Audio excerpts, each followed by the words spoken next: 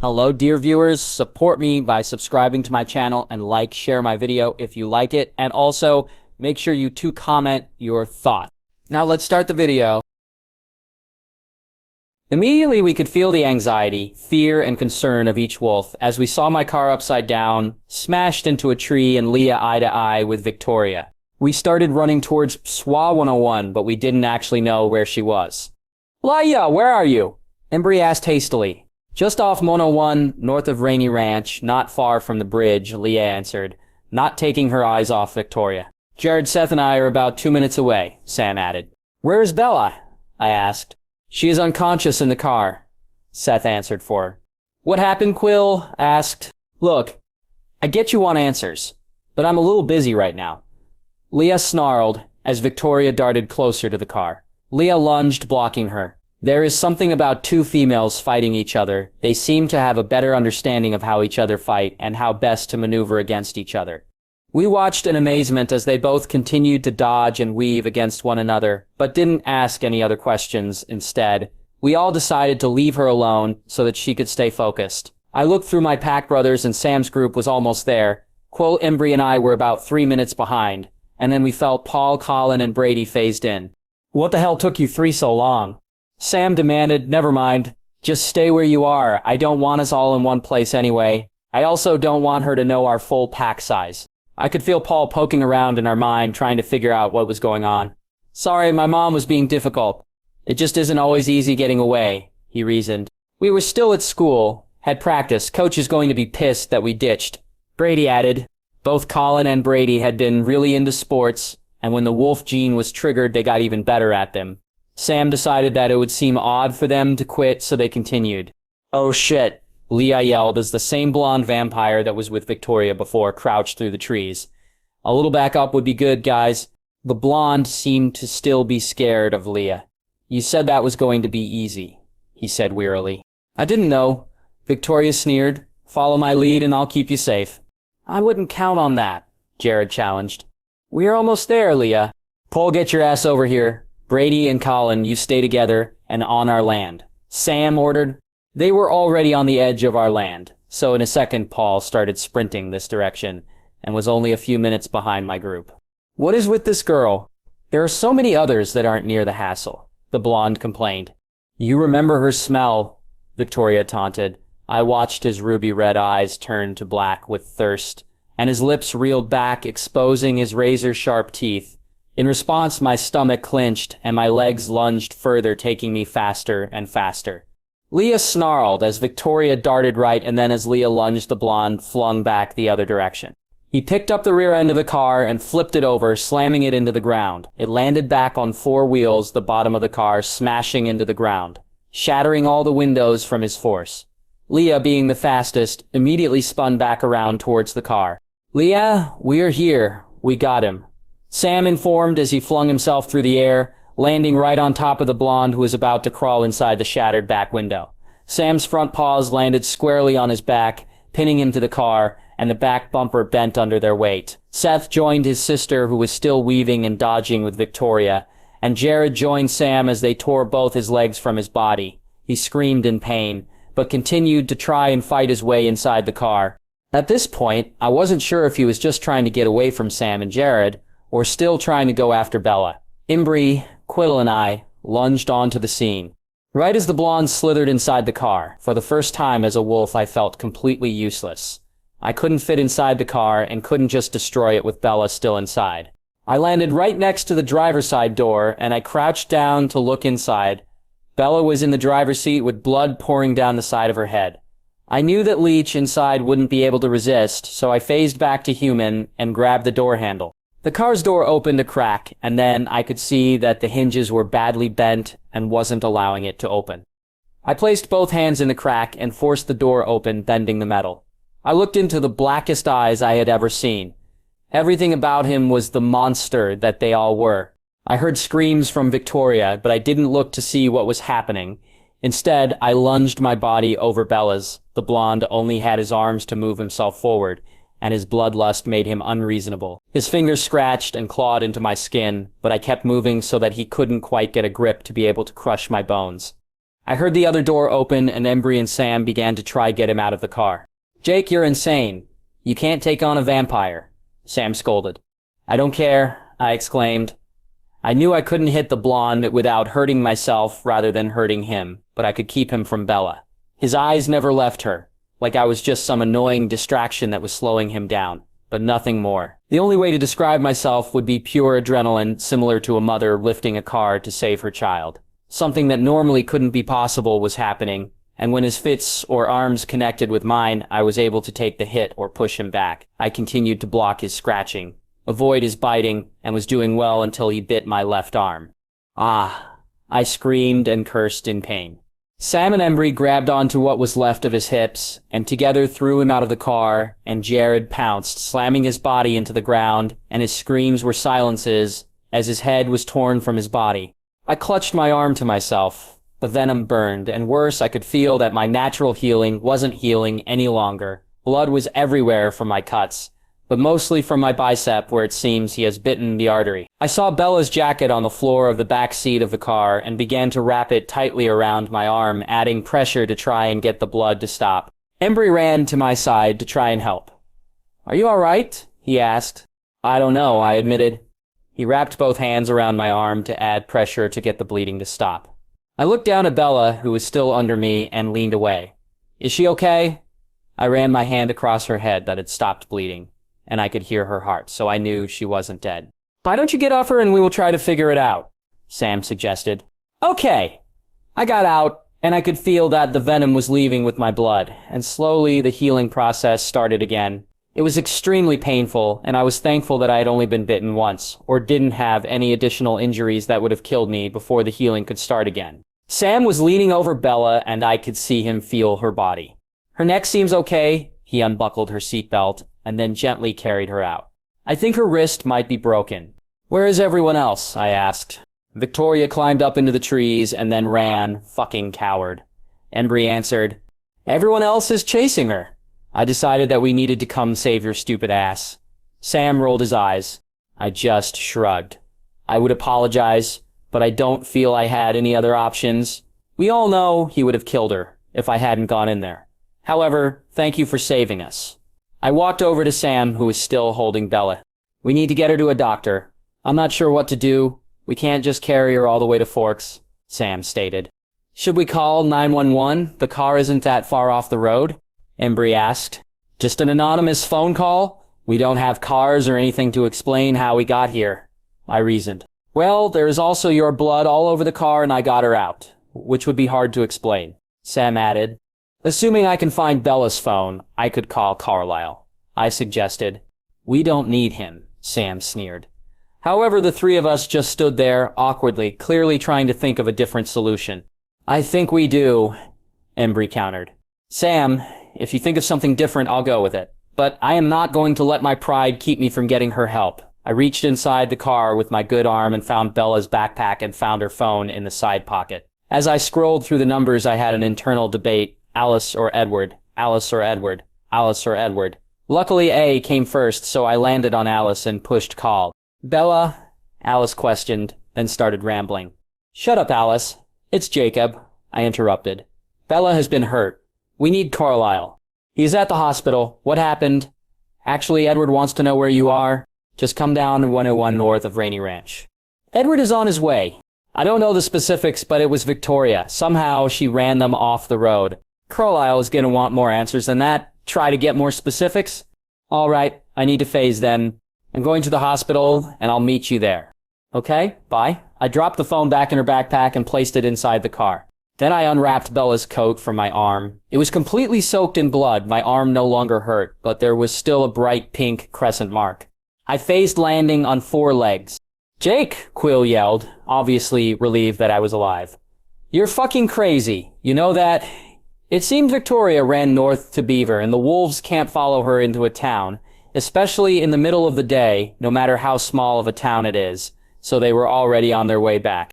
"Yeah, save it for later," and I knew that he would. "We are taking Bella to Carl's at the hospital. Leah, I need to know what happened." "All right," Leah replied.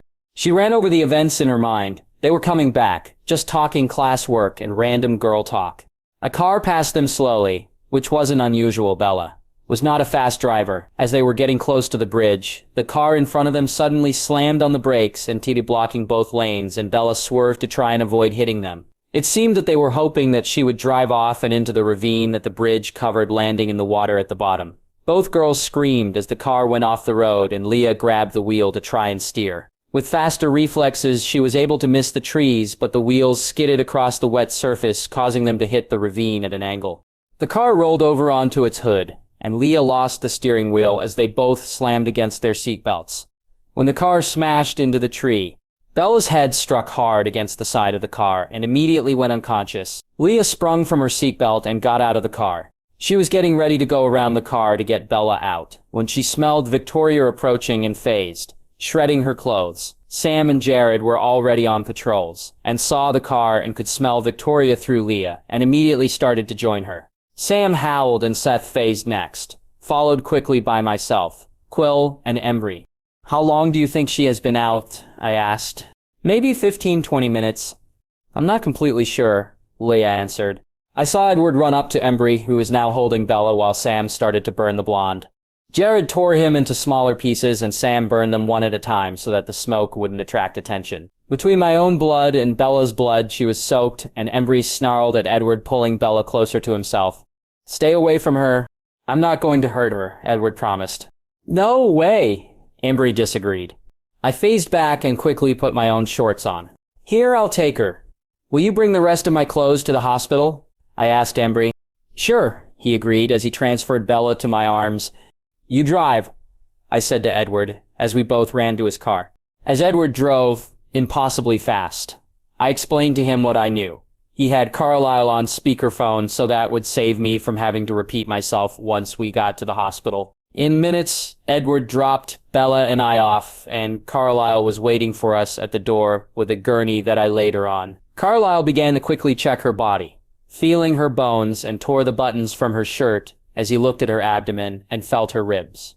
She had a dark purple bruise across her chest from the seatbelt and more around her ribs. Carlisle took his stethoscope and placed it over her heart and lungs. "What are you doing?" I asked. "Listening." I just looked at him confused. "Don't you have better hearing than I do?" "Yes," he answered, then whispered. "However, doctors are not supposed to be able to hear inside their patients with their own ears." "Right." The human charade, probably just as much of a habit for him as his fake breathing and other pointless fidgeting. "So how is she?" Alice asked, standing behind me. "We will do x-rays to be sure, but I do not think she has internal injuries." Carlisle answered. "However, her wrist is broken. I would assume she tried to catch herself and tensed before hitting the tree." "Why is she unconscious?" I asked. "We will need to do a CAT scan to answer that. My guess is that she has a self-induced coma when her head hit the side of the car, but we will check for any swelling of the brain." Carlisle explained. "I need to take her." "Can I come?" I asked. "No, I'm sorry, Jacob. I promise to take extremely good care of her, but you need to know that these tests will take time, so try to be patient." "That is not one of my finer qualities, Doc, but I'll try." He smiled, that doctor smile that every person hates. But for some reason I felt like he really did want me to try to relax and take it easy. Edward walked in and joined Alice and I in the waiting room. I was pacing back and forth my long strides, making it where I only took a few steps before going back the other direction. "Jacob, can you stop that?" Alice complained. "No," I spat. "Jacob, it will probably be a couple hours before all her testing is done." Edward added, "Why don't you go get something to eat?" "I'm not hungry," I insisted. They both rolled their eyes. "Jacob, you're always hungry," Alice countered. "Arg," I sat roughly in one of the chairs. I just wished that there was something more that I could be doing, but even more I felt guilty, like I should have been able to stop this from happening. "This isn't your fault, Jacob," Edward said. "You saved her life." "Yeah, well, it doesn't feel like it," I grumbled. "Maybe if I had taken the time to fix her truck, she would have been safer." "Possibly," Edward acknowledged. "But then Victoria would have just tried something else." "We can't keep Bella in a cage," Alice added. "As tempting as it may be sometimes, you know she would never go for it." I half laughed. "You are right about that." "What will you do about your car?" Edward asked. "I don't know. The body is pretty torn up and glass is expensive to replace the windows, but the deciding factor will be once I can look inside and see how bad it is there," I answered. Are you upset about it being totaled? Alice asked. I shrugged. Compared to Bella, my car is nothing, but I really do like my car. I thought of all the hours I spent putting her together. I had just started working on it when I first talked to Bella on the beach, and for some reason every time I worked on it, I would think of her. Then when she started visiting and would sit inside of it and watch me tinker, I thought of when I drove it over to her house for the first time and seeing her awe and amazement at my accomplishment. I had never felt more proud. I sighed and looked over at Edward. It was clear he had been watching my thoughts. Does seeing that bother you? That is hard to say. I am grateful that you were available to be with her when I wasn't. Seeing the beginning of your relationship with her makes me think of her with me. Do you think of that time very often? I asked cautiously. Every day, he answered honestly. Should I be worried? I asked a little nervous. No, Edward answered. It looked like he was going to say more, but Leah, Quill, and Embry arrived with my clothes, which I was thankful for. It was clearly not normal for me to be half naked at the hospital. I called Dad and Charlie and told them that we were here. For now, I told them that a deer jumped into the road, which caused Bella to lose control of the car, and they crashed. They were already on their way back, and with Bella being a legal adult, they didn't have to rush, but I knew that they would. We had been waiting for over an hour, and finally Edward decided he would walk around and see if he could find Carlisle's thought to get us some more information, and we finally agreed to eat. Charlie and Dad arrived right as Carlisle came out to speak with us, and I stood up and walked next to Dad. He reached out and took my hand, and I tried to smile but failed. Carlisle smiled and spoke calmly. I believe that Bella is going to fine. There were no internal injuries, but she mildly fractured 2 ribs on her left side. I have wrapped them securely, and I believe in a week or 2 they will heal naturally. I took a deep breath, and Carlisle continued. As we suspected, her right wrist is broken. I was able to realign the bones without surgery, and she is currently in a cast. What about her head? I asked. That is some concern. She has a small skull fracture with minor swelling of the brain. A little bit of swelling is normal. We are watching it closely. It should be going down, so if it continues to swell or doesn't recess, then we would look at possible surgery. Carlisle clarified. My heart was racing and my brain felt like it was the one that fractured as I tried to absorb the information. So when will she wake up? I asked. I don't know, however. If she weren't unconscious, we would have medically sedated her, so this is just her body naturally protecting itself. Carlisle answered. Can we see her? Charlie asked. Yes, of course. Just remember to keep calm, and she might be able to hear you. So remember that as well. If you need me for anything, please let the medical staff know, and I'll be here.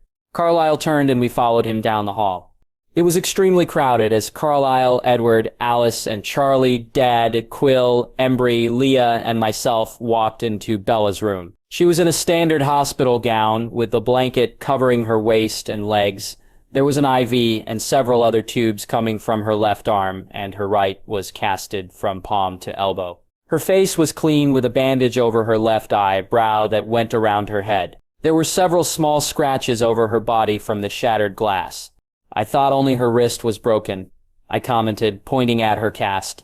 It is, but sometimes people unconsciously move, and I thought it best to limit her mobility. I can always recast it to her forearm after she's awake. We are going to step out. If you need anything, please call. Carlisle stated. Thank you, Dr. Cullen. Charlie said as he walked over and shook his hand. Edward looked at me as if asking my permission. I nodded my head, and he kissed her forehead, just below the bandage. Alice went over, also kissed Bella's cheek, and whispered in her ear before they both walked out. I heard Quill, Embry, and Leah take deeper breaths, and they clearly relaxed more now that the vampires were out of the room. Charlie walked over to Bella, and it seemed he didn't know what to do. His hands twitched like he wanted to touch her, but was scared to hurt her. Hey, Bells, he said softly. You gave your dad quite a scare today. He took a deep breath, and I walked up to him and put my hand on his shoulder. She is a fighter, Charlie. She won't let a stupid tree get the best of her. I smiled weakly at Charlie, and then looked down at Bella, took her hand, and squeezed it lightly before placing it back on the bed. Hey, Jake, we are going to head out, Embry said. I'm really glad that she is okay. He walked up to me and I gave him a hug, followed by Leah and then Quill. Bella, you take care of yourself, but don't sleep too long, Quill kissed her cheek, then whispered in her ear, 'cause no one wants to be in his head if you do. And just between you and me, I'm totally pissed that Jake hasn't spilled what you two did. He squeezed her hand and then the three of them left. Charlie sat in one of the nearby chairs, and I moved a chair next to Bella and held her hand. It was quiet for a while, so I asked them about their trip, and soon both Charlie and Dad were rolling with story after story. It was a great distraction to have their excitement. However, Bella would shake at times like she was cold. I kept pulling the blanket over her, but she still seemed cold, so I decided that I would lay with her for a little bit. I brought down the sidebar of her bed and moved her hips over to make room, then made sure to avoid her IV and other monitors as I carefully sat beside her. I brought my arm around her shoulders and rested her head against my chest. There wasn't a change in Bella, but she seemed warmer and it made me feel like I was doing something to help. The past 2 days were absolutely horrible. Bella remained in a coma with nothing for any of us to do but just wait and pray. The only time I left her side was to eat or sleep. However, someone was with her at all times. Carlisle said that her brain was fine. The swelling went down like it was supposed to, and that we just needed to be patient. She would wake up when she was ready. There was a steady stream of visitors with Embry and Jackie coming by and visiting for a little bit. Sam and Emily came with 3 loaves of her banana bread and a large bag of cookies. Quill insisted that he could get Bella to wake up and continued to whisper in her ear. I could have heard what he said, but there are some things I just don't want to know. The only person that surprised me by being so freaked out was Leah. She and Bella had gotten pretty close going to school together. She also felt like it was all her fault, and that she should have been more aware. Leah, there isn't anything you could have done. I tried to comfort her. We were sitting on the couch in Bella's room. You trusted me. She looked down extremely guilty. Leah, look at me. I reached out and took her hand as she looked at me. I still trust you. You're my sister, and there isn't anything that will change that. Thank you, Jake. Leah typically wasn't very affectionate, but it seemed that she needed a hug. I wrapped my arms around her and she held tightly to me. I could feel some of her anxiety release. So did some of mine. Even though it wasn't much, it was nice to be helping someone. I heard Charlie walk in and I looked over Leah's shoulder and nodded my head at him. Charlie smiled weakly. It didn't seem to bother him that I was hugging Leah and sat down in the chair next to Bella. Leah took a deep breath and then we pulled apart. I wanted to tell her that everything was going to be okay, but I didn't really know. She looked me in the eyes. It will be Jake. I know it. Sometimes it was like pack members could read my mind, even if we weren't fazed. Thank you, Leah. She stayed a little longer. Then Alice and Edward came in, and Leah left. Most of the time I just worked on homework. There was always something that I was supposed to be reading and writing about. Alice chatted with Bella like she was here and could actually respond to her statements, and strangely Edward never said anything to her, but would sometimes hold her hand and always kissed her hair before he left. It was getting late Sunday, and I decided to go get myself something to eat. I walked out towards the cafeteria, and Alice followed me. Jacob, can I ask you a favor? Alice asked. She pulled out some money and paid for my food. It must be pretty serious if you're bribing me with food. I eyed her suspiciously. Yes, sort of. I sat down on one of the tables and she sat across from me. Is this going to make me lose my appetite? Is that possible? She smirked. I guess we'll find out. Spill it, I said as I started eating. I need you to leave, Bella. I looked at her confused. I did. I'm not with her now. No, not temporarily. I mean, leave her, like, decide not to come back to her. Are you crazy? I can't do that. And why would I want to? I asked while I crammed food into my mouth. I'll be able to know when she'll wake up. She looked at me pleadingly. Please, Jacob. Alice. I can't. You don't have to really do it. What do you mean? My visions change based on the decisions that people make. So all I need you to do is decide to leave her long enough for me to see. Then you can change your mind and come back. I continued to eat while I thought about what she asked me to do. She offered a really tempting possibility. To be able to know when Bella would be coming back to me. Okay, I'm not going back. You can keep her, I said. Alice rolled her eyes. Jacob, you have to really mean it and not just say it. I don't think I can. Try. I thought about it for a minute and my stomach churned and I thought I might be sick. I took a deep breath and pushed my tray away. For the record, you have completely killed my appetite. And I really didn't think that was possible, Alice stated honestly. I rolled my eyes. Well, let's see if the impossible can happen again. How long do I have to keep this decision before I can change my mind again? Not very long, but you can't look at it like that. You have to really believe that you will never be with her again, otherwise it won't work. This sucks. I complained. I'm sorry. If I had a better solution, I wouldn't suggest it, but I don't. All right, I'll try. I closed my eyes and tried to imagine Bella not being in my life. Just the thought of it was painful.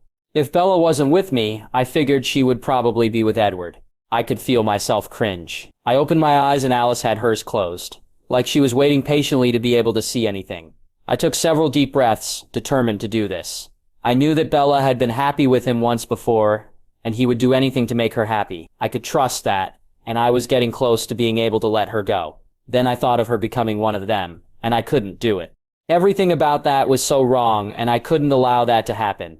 Come on, Jake, you were close? Alice encouraged. You can do this. Were you able to see her? I asked. Yes, for a second. I squeezed my eyes closed and tried again. Maybe it wasn't about her being with someone else, but instead me. I thought about the different girls I knew, and I just couldn't see it happening, even with Jackie or Leah. There was only one way I could see myself with someone else, and that was through imprinting. I have seen Sam's thoughts many times, and so I decided to let his feelings inside. I could feel such love and devotion that could only belong to one person, not leaving room for anyone else, and as the emotions rolled over me, I believed them to be real. It fully consumed me. I heard Alice gasp, and it immediately brought me back. Did you see something? I asked. Oh no, let's go. Alice sprung from the table. Damn it! Alice, what did you see? I grabbed my tray and dumped it on our way out. She is about to wake up. Why is that a bad thing? You'll see, she mumbled. You suck, Alice. Most vampires do, she smiled. I rolled my eyes. You're also insane. We sprinted down to Bella's room, and just Charlie and Dad were with her. Jake, what is going on? Dad asked. I'm not sure. I looked over at Alice, and she was looking at the clock in her room. Now she mouthed to me. Bella moaned and her eyes fluttered, and Charlie flung himself to her side. Bells, honey? He brushed a strand of her hair out of her face and then rested his hand on her shoulder. How do you feel? Charlie, Bella looked at him confused. How did you get here? I got back a few days ago, he answered. Oh, Bella slowly looked around the room. What happened to me? Bella asked. Car accident, I answered. Jacob? Her eyes were still hazy like she had a hard time focusing. Yeah, Bella. I stepped towards her and took her hand. She blinked several times and her eyes got really big. Wow, you're huge. I mumbled, confused. I looked around at Charlie and my dad, and they seemed as confused as I felt. I moved over to the end of her bed, and Charlie pushed the nurse button on her bed to inform them that Bella was awake. Slowly, Bella seemed to relax as she looked over herself, figuring out her own injuries, and she looked over at me and smiled. I smelled Edward coming, and he stood behind me. I heard she was awake, he said softly. Edward? Bella asked. She started looking around, and he came towards her. Come here. Edward looked at me, and I was so confused. I didn't do anything at all. Yes, Bella. He walked right next to her, and she grabbed his hand and pulled him closer. He placed his hand on her shoulder and leaned closer, and she put her arm around his neck to whisper in his ear. They think I was in a car accident. Bella, you were. She shook her head. No. Did you get James? She whispered again. Yes, Bella, Edward answered, and before he could say anything else, her lips were on his kissing him. I was floored and too shocked to even feel angry at the moment. My jaw was on the floor, and I couldn't move except for my arms that were convulsing, until I felt my dad ram into the back of my legs. I looked at my hands. I was putting dents into the metal at the end of her bed, and I lifted my hands and clenched them by my side. I looked over at Charlie. His eyes were glued to Bella and Edward, and he didn't seem to notice me at all. Seriously, you better figure out a way to get your lips off her, or there will be a wolf in this room. I couldn't tell if he was kissing her back, but that was hardly the point. Bella? Edward questioned, and turned his shocked face to look at me, before back at Bella. How's my patient? Carlisle asked as he came in. To say that he walked in on an awkward situation would be the understatement of my lifetime. My head was spinning, and I felt like I could barely breathe. Carlisle, Bella smiled at him. I'm fine. Well, let's double check, okay? He said to her. You, I said to Edward. Out. Now. Boys? Charlie cautioned. Don't make me arrest one of you. That won't be necessary, I promised him. I was pretty sure Edward wasn't going to kill me, and he was already dead, so I couldn't get arrested for that. Edward walked out, and I quickly realized that we weren't going to the waiting room, but I followed him down a different hallway that led to Carlisle's office.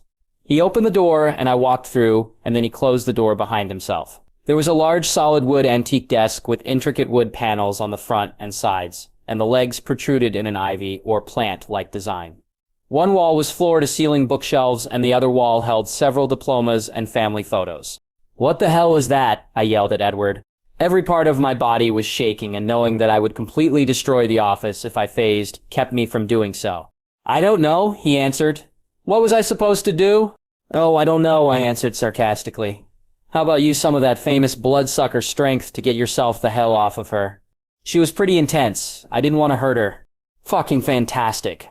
I shook my head. "You didn't have to enjoy it so damn much." "Jacob," he shook his head. "Oh, don't even try to lie to me," I challenged. "I'm not. I was just as shocked as you were, and I didn't kiss her back. I didn't stop her because clearly she is confused, and I didn't want to upset her," he justified. "Then just stay away from her," I demanded.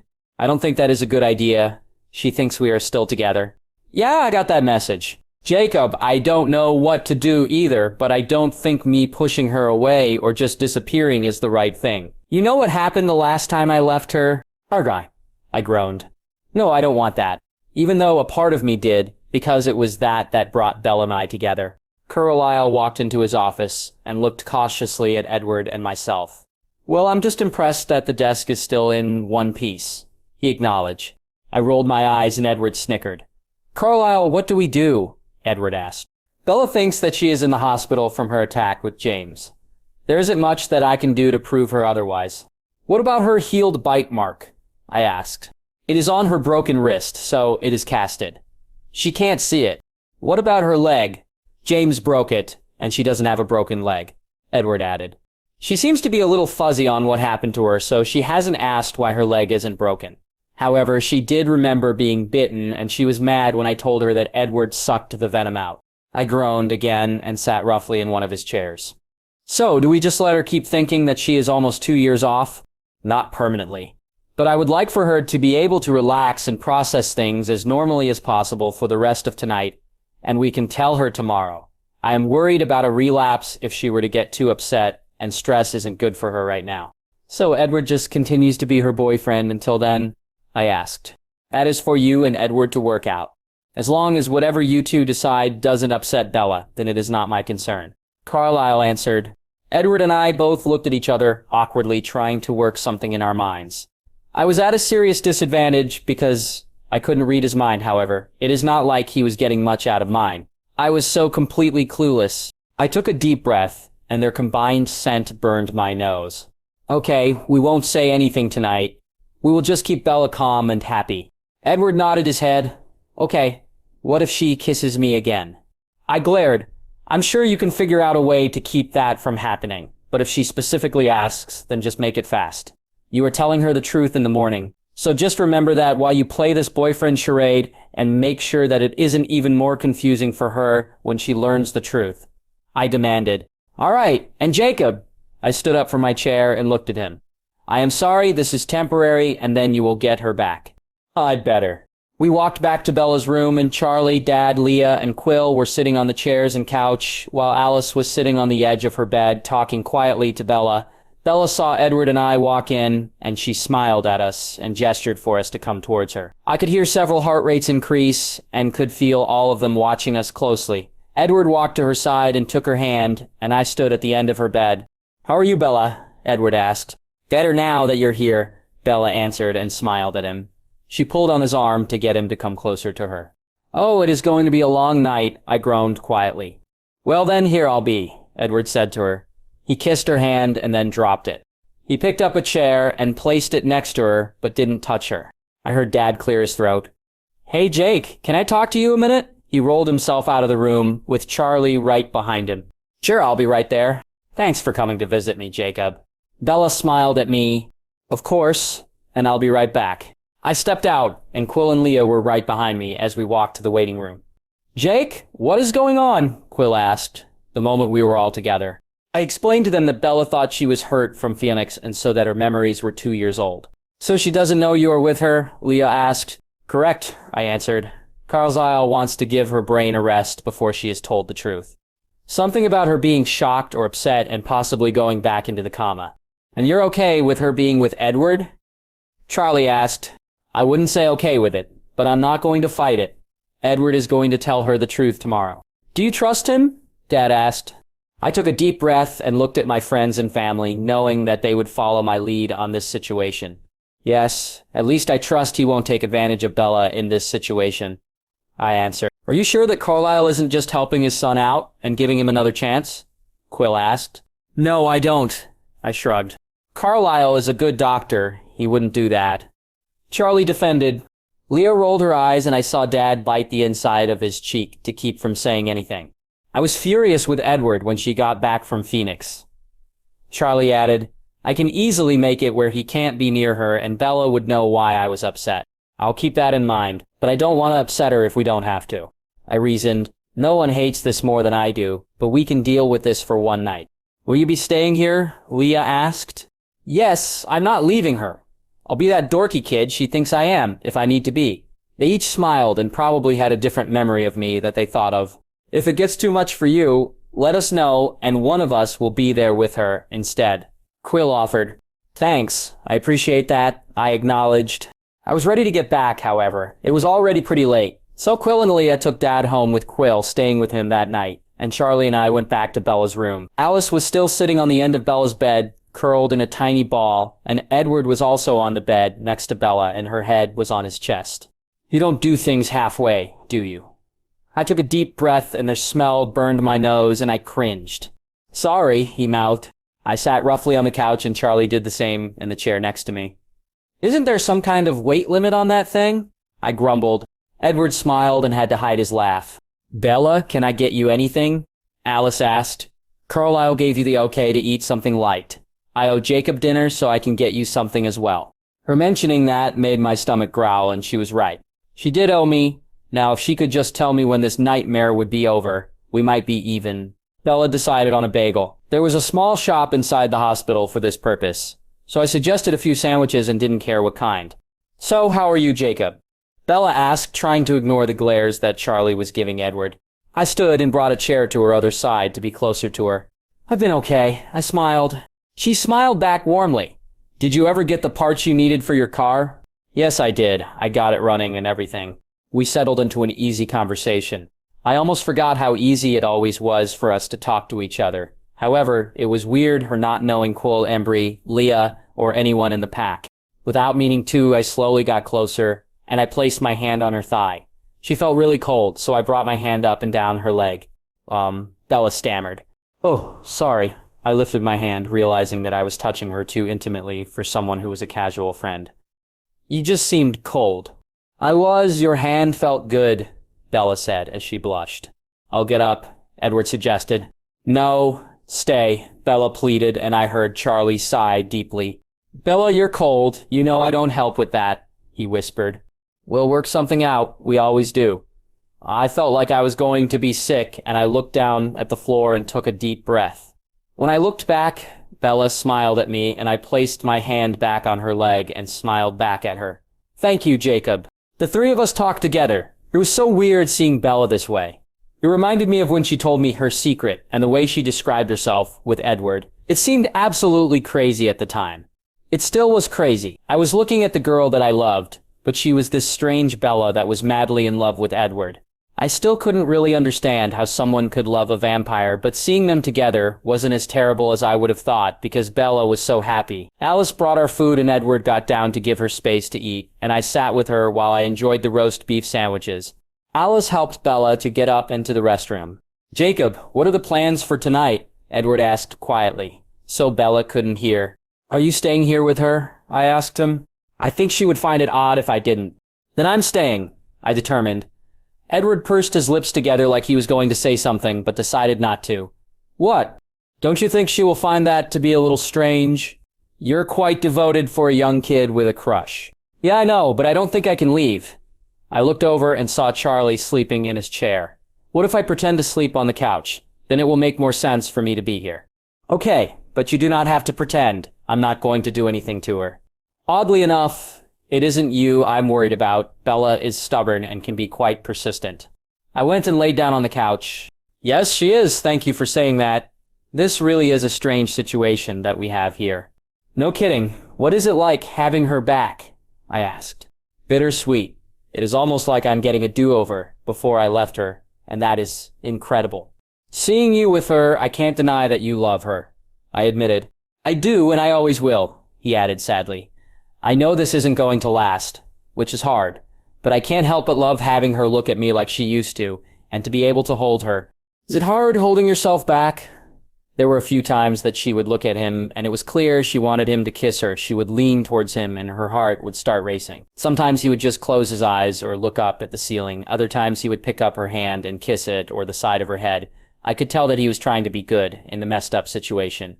Yes, it is difficult, especially when she does something that I would have normally responded by kissing or touching her. It is hard to remember not to. The bathroom door opened.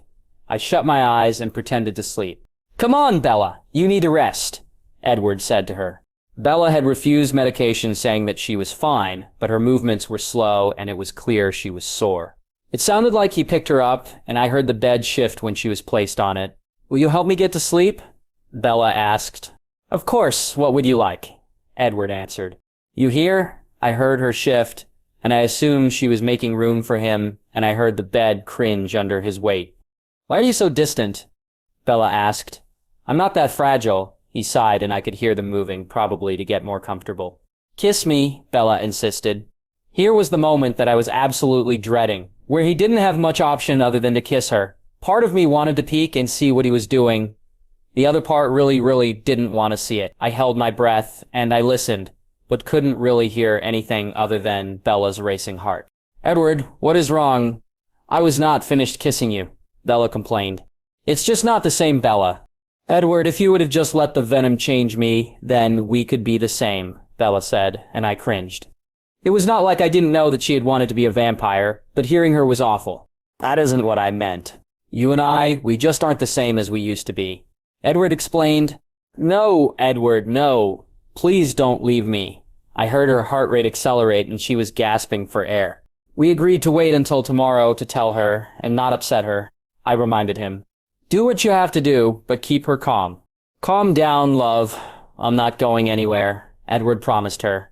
Please swear to me that you will never leave me. I swear. His voice sounded rough, like it was hard for him to say.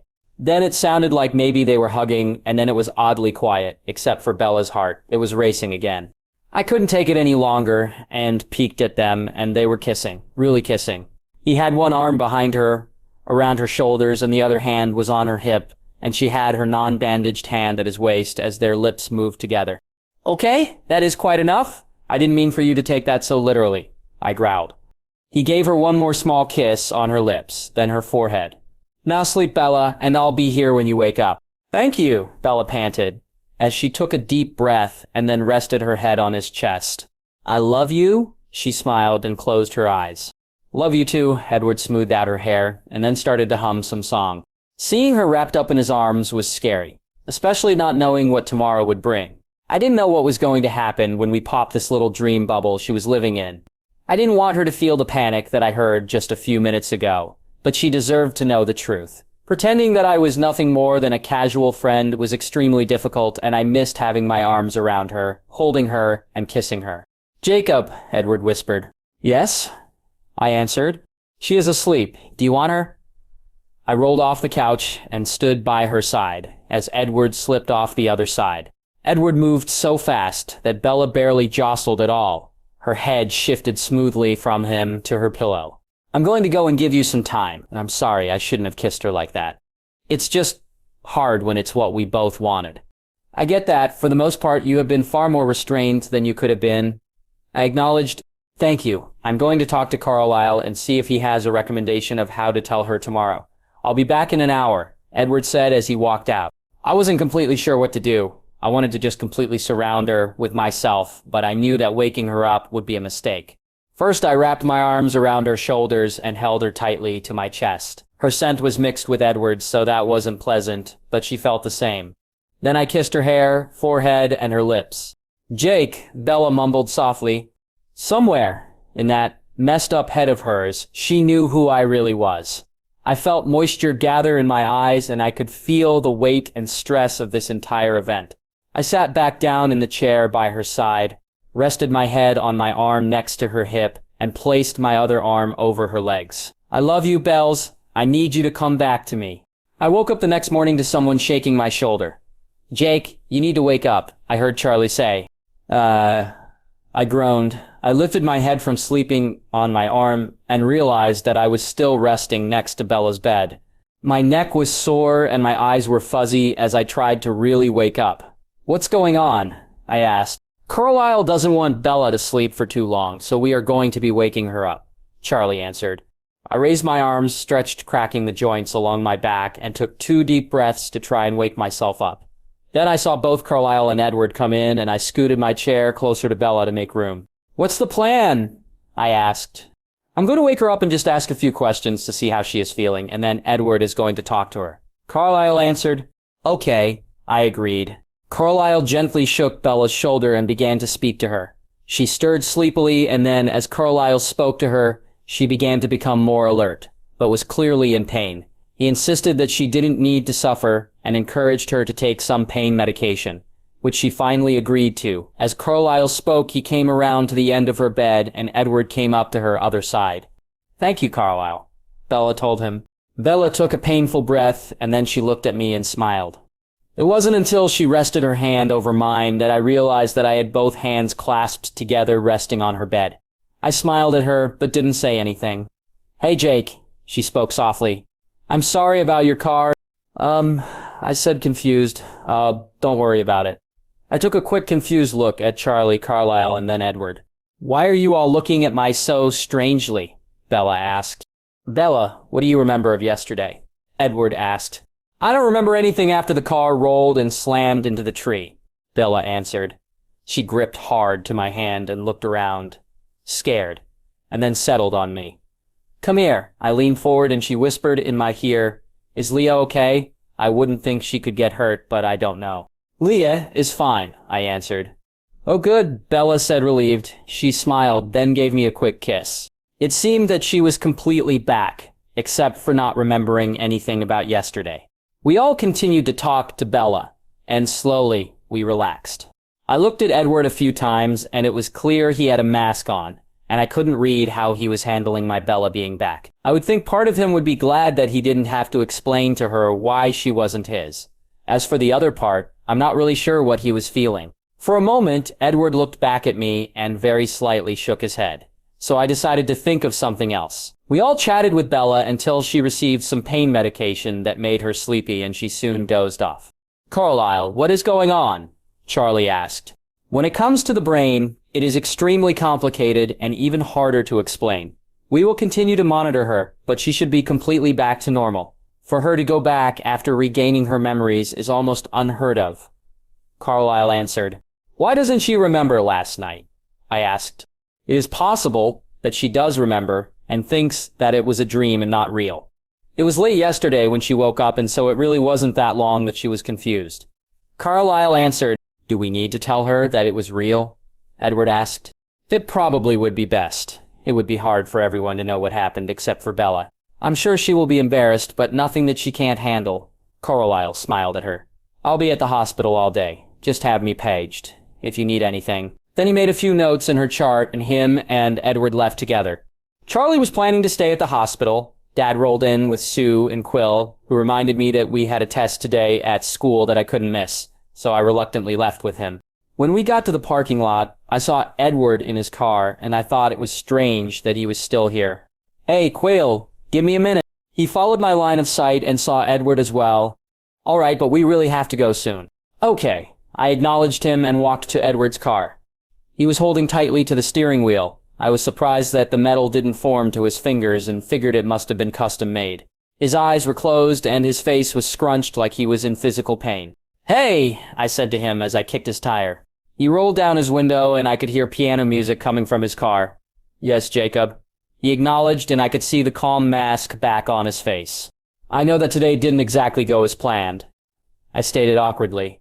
No, it didn't. I sighed. Are you all right?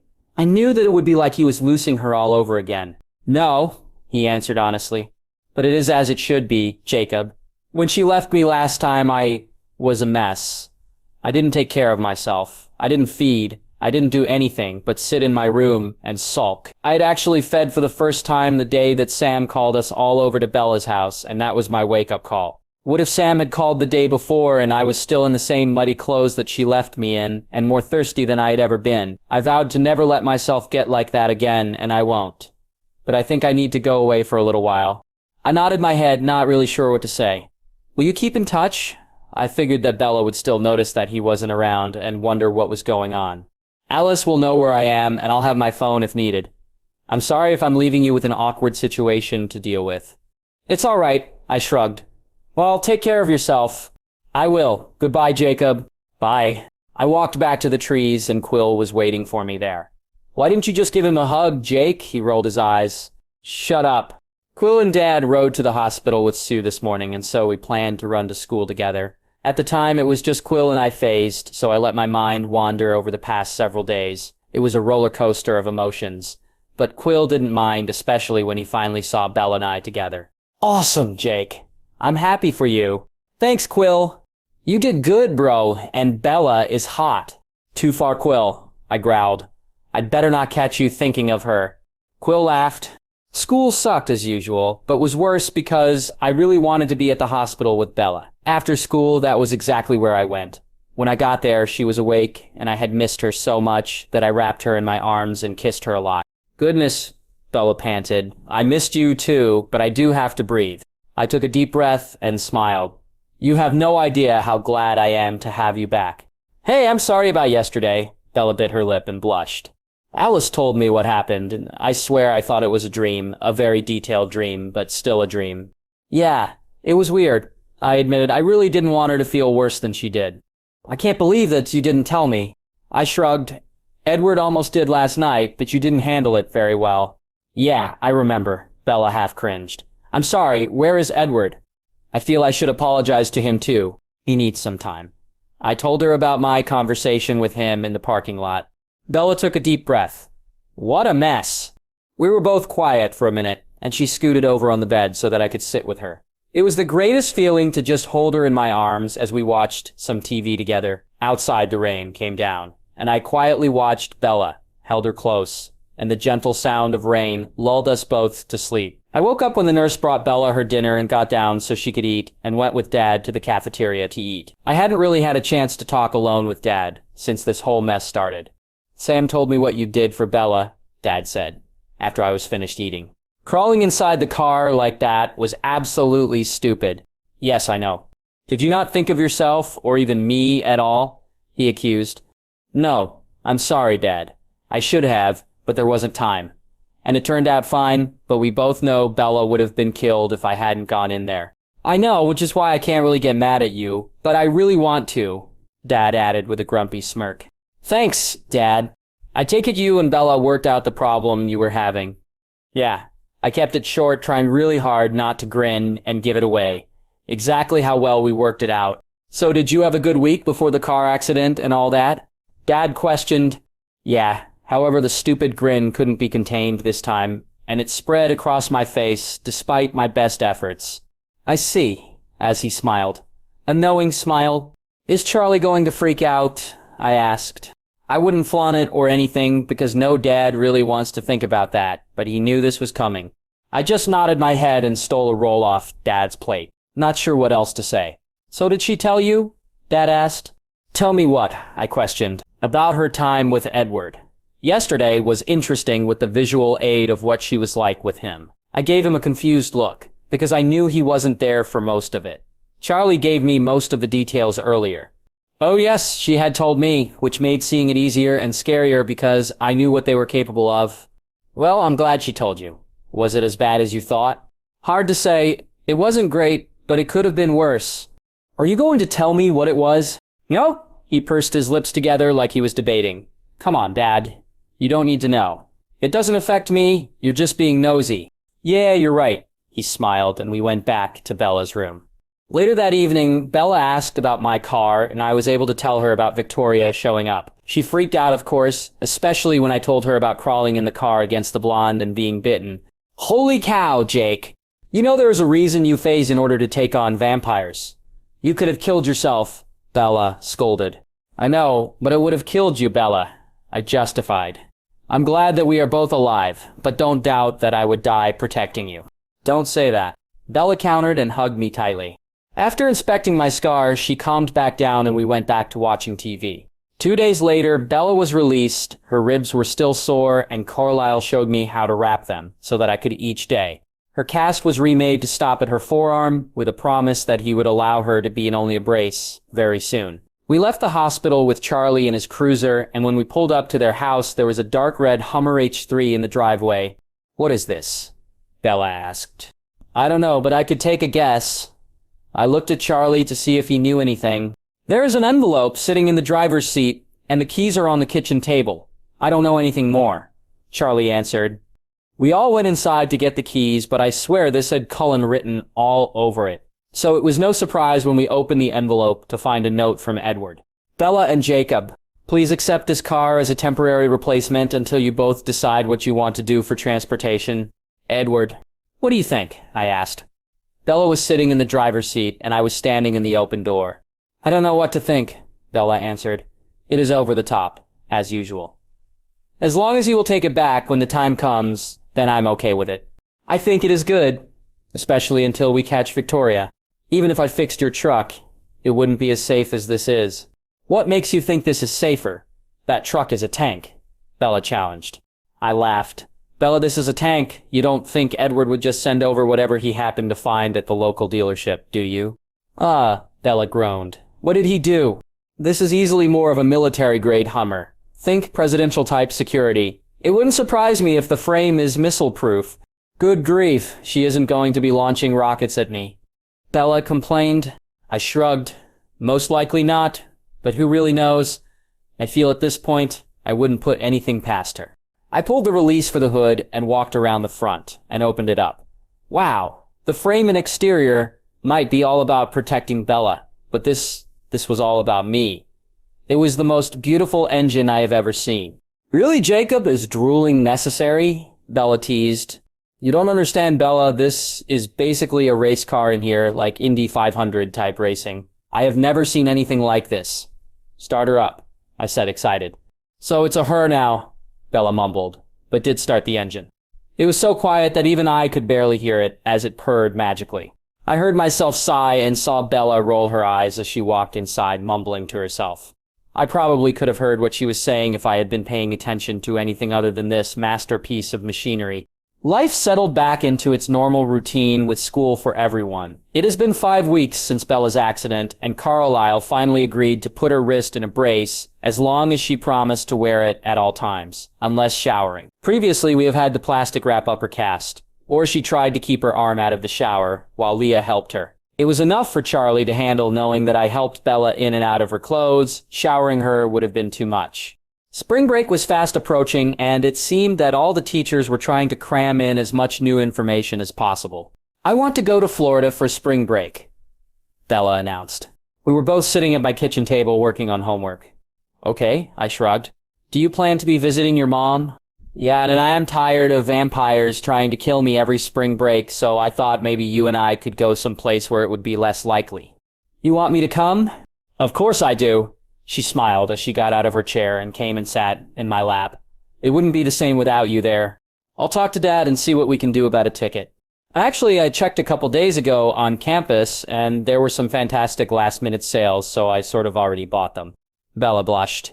"And what if I had other plans?" I teased. "Right, like I couldn't get you to change your plans for me," Bella smirked, and then kissed me deeply. "Oh, is that how it is?" I laughed and continued to kiss her until we ended up moving to my room with a trail of clothes behind us. The next week was filled with huge school projects and a few tests that teachers wanted before the break. I was exhausted and could really feel the pressure once again of adding the night classes to my regular schoolwork, plus I patrolled extra since I was going to be gone for a week. Quill and Embry came over to my house to hang out while I packed. "Jake, I want your car while you are gone," Quill stated. "My car is dead, Quill. I haven't had a chance to work on it, but it is in the garage if you two want to tinker while I'm gone," I offered. "No, not that car, Big Red," he gleamed excited. "That is not mine to give. That is Bella's," I reasoned. "Oh, come on, Jake. It is not a coincidence that you started doing the driving to Port Angeles and back," Embry added. Someone had to drive now that Edward is gone, but you are right, I conceded. It drives amazing. Jake, please, Quill begged. You're gonna be with Bella having lots of sex. The least you can do is give me Bella's car. I laughed. Well, I suppose I could make sure it is parked here and just accidentally leave the keys on my dresser. Awesome, Quill and Embry said together and slapped their hands in a high five. Just don't blow it up. I am pretty sure it is indestructible, but don't test that theory. Aw, man, Quill complained. I finished my packing and had a quiet dinner with Dad that evening before going to bed. Charlie was going to be driving us to the airport tomorrow. I was a little nervous being so far from home. It would be my first time in a different state, not to mention being on an airplane. I also missed Bella. We haven't seen each other much in the past week. So I gave her a quick phone call and made sure that she brought her car over in the morning for the guys. The next morning I had a large breakfast with Dad, and he seemed a little sad that I was leaving, but tried to hide it. What will you be doing this week, Dad? I asked. Wild parties, don't you know? He smiled and I laughed. Nah, same as usual. If you could bring some extra wood in for the carvings I'm going to try and get ready for summer, more usually sell during that time. Sure, no problem. I went outside and gathered an armful of wood from next to the garage and brought them to the spare bedroom and did a quick look through the house to see if there was anything else I should do before being gone. Dad was planning to eat at the Clearwaters, and then Seth was going to be staying here for the week. I was putting clean sheets on my bed and picking up when Bella came in to get me. You ready to go? She asked, excited. Almost. I threw the rest of my crap in the closet and decided it was clean enough. I got Bella's keys and placed them on my dresser. Then I grabbed my suitcase and Bella's hand as we walked back into the living room. I gave Dad a big hug and then got in the back of Charlie's cruiser with Bella. Checking into our flight was a lot of waiting around, but it went smoothly. Charlie stayed with us until he got to the point where security wouldn't let him go farther, and he gave Bella a big hug and told us both to take care before he left.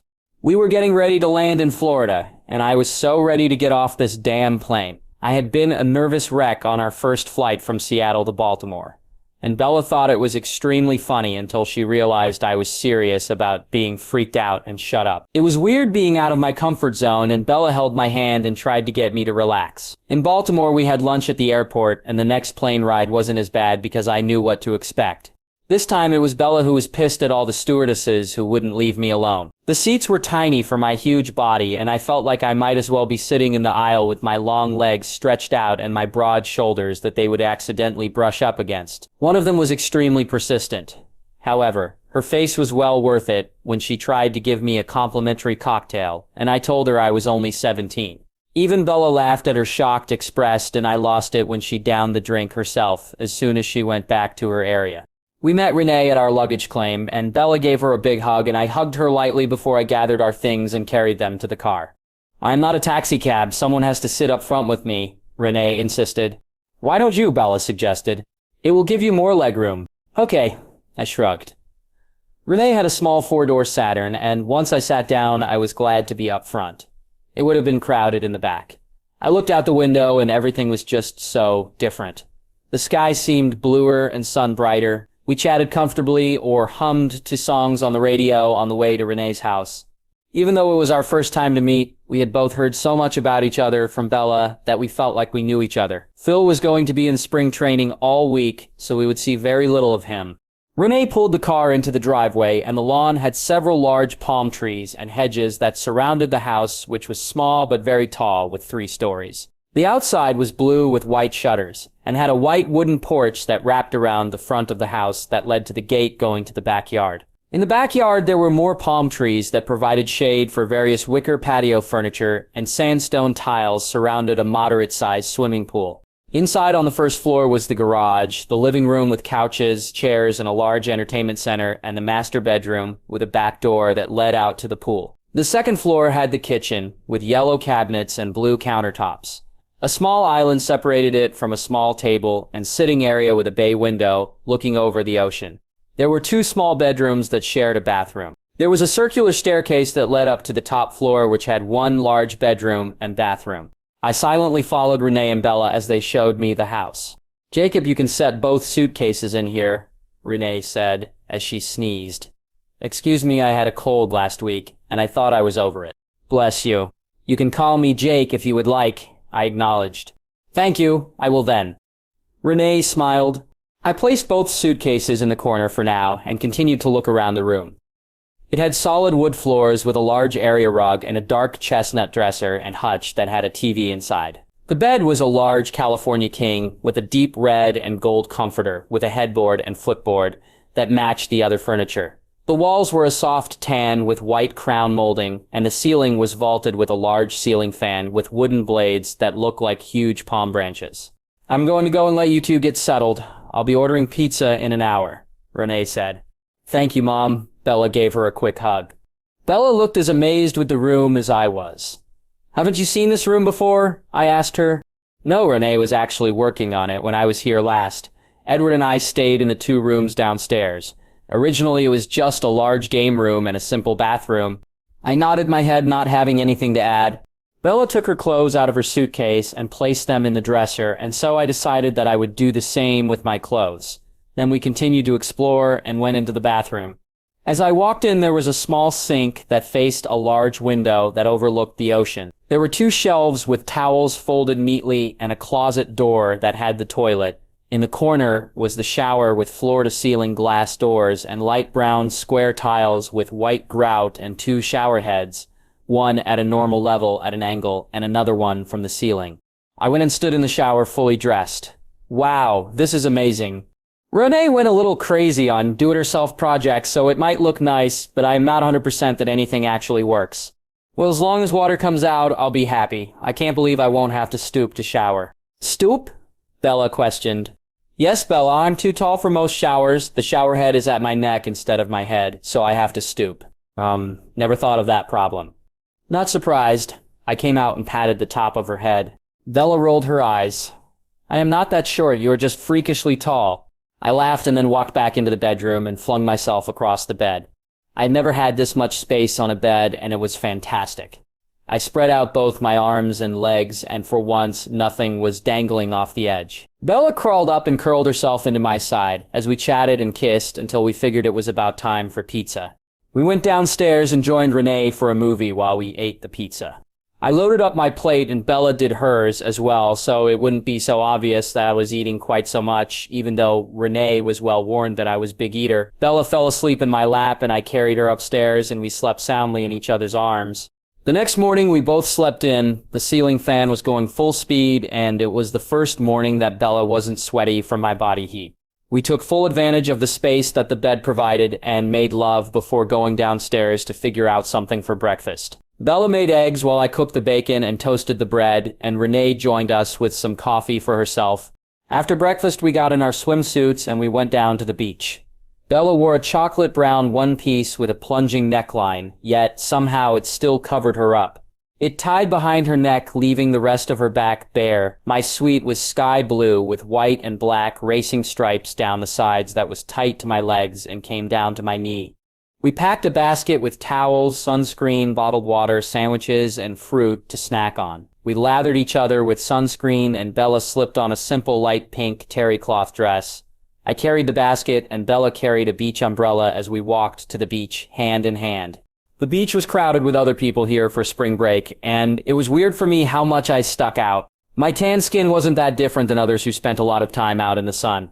But I was still much bigger, and my body was much more sculpted. I saw most of the other people staring, and it made me miss my brothers. I wouldn't call them normal by any means, but as a group, we made each other feel normal. Bella saw my uneasiness. Come on, Jake, let's get in the water, she suggested, knowing I would be more comfortable there. It didn't take long for me to relax, and we had a great time swimming and kissing together. We would swim through the waves that crashed against us. Bella would hold on to my shoulders, and I would use my strength to pull us through the water. It didn't take too long, and we were pretty far from the rest of those on the beach, and Bella wrapped her legs around my waist, and we kissed. Her back was so smooth, and I could feel her breast pressed into my chest through her thin suit, or I would easily massage her beneath the slim straps. I felt like we could stay forever with the waves crashing around us and our bodies wrapped around each other. However, we didn't want to get sunburned on our first day, and with Bella's fair skin, that was easily a possibility. We sat on our towels while we ate our lunch. Then I massaged Bella's back with a mixture of sunscreen and coconut tanning oil.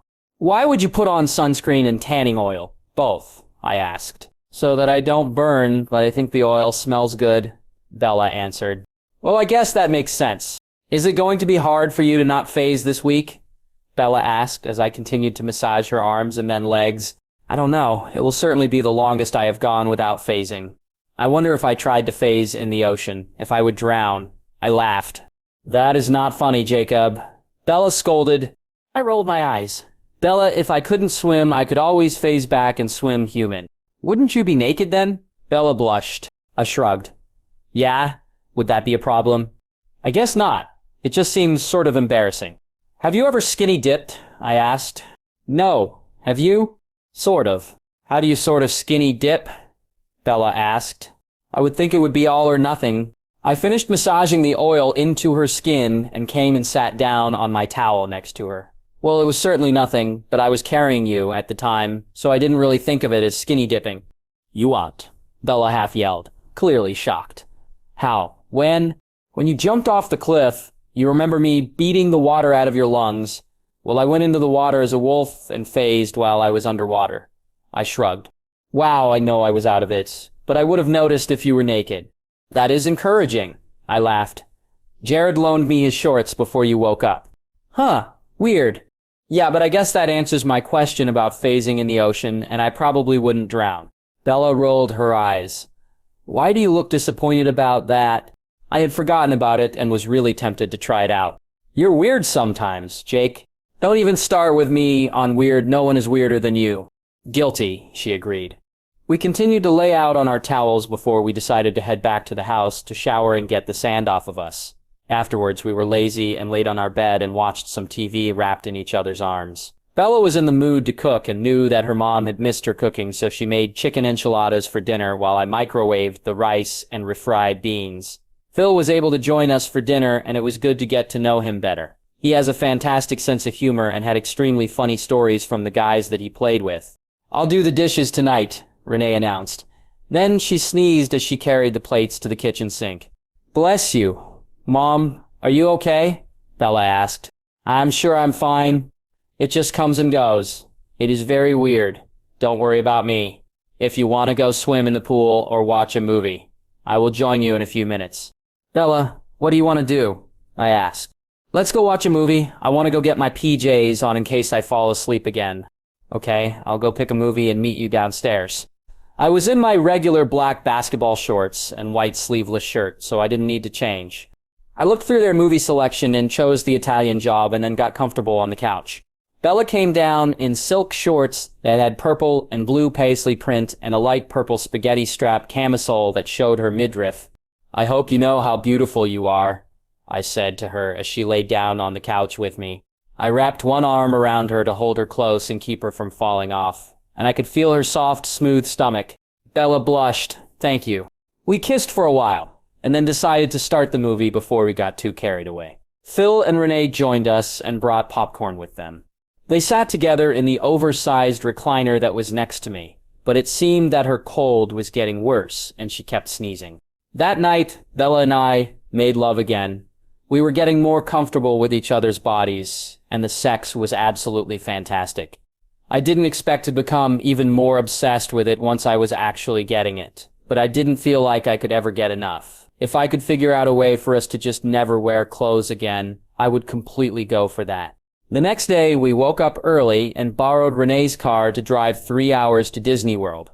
There were more people than I had ever seen in one place, but the rides were awesome. Bella really liked the Buzz Lightyear ride. Even though I let her win, I would never admit that to her.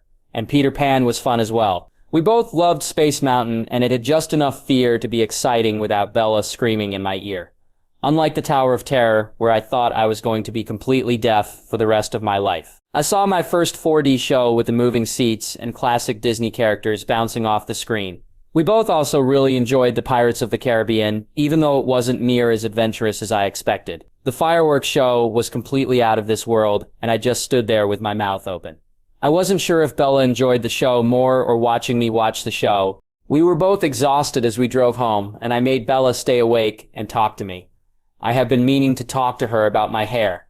It really was getting too long, and at my shoulder blades I really needed to cut it. Hey, Bells! I called to get her attention. Bella mumbled sleepily. Stay with me, please. Bella sat up more and shook her head to stay awake. What's up? I need to cut my hair, I said nervously. Then cut it. I thought you liked my hair long, I stated, confused at her easy acceptance. I do, but if you don't like it, then you should cut it. It is your head.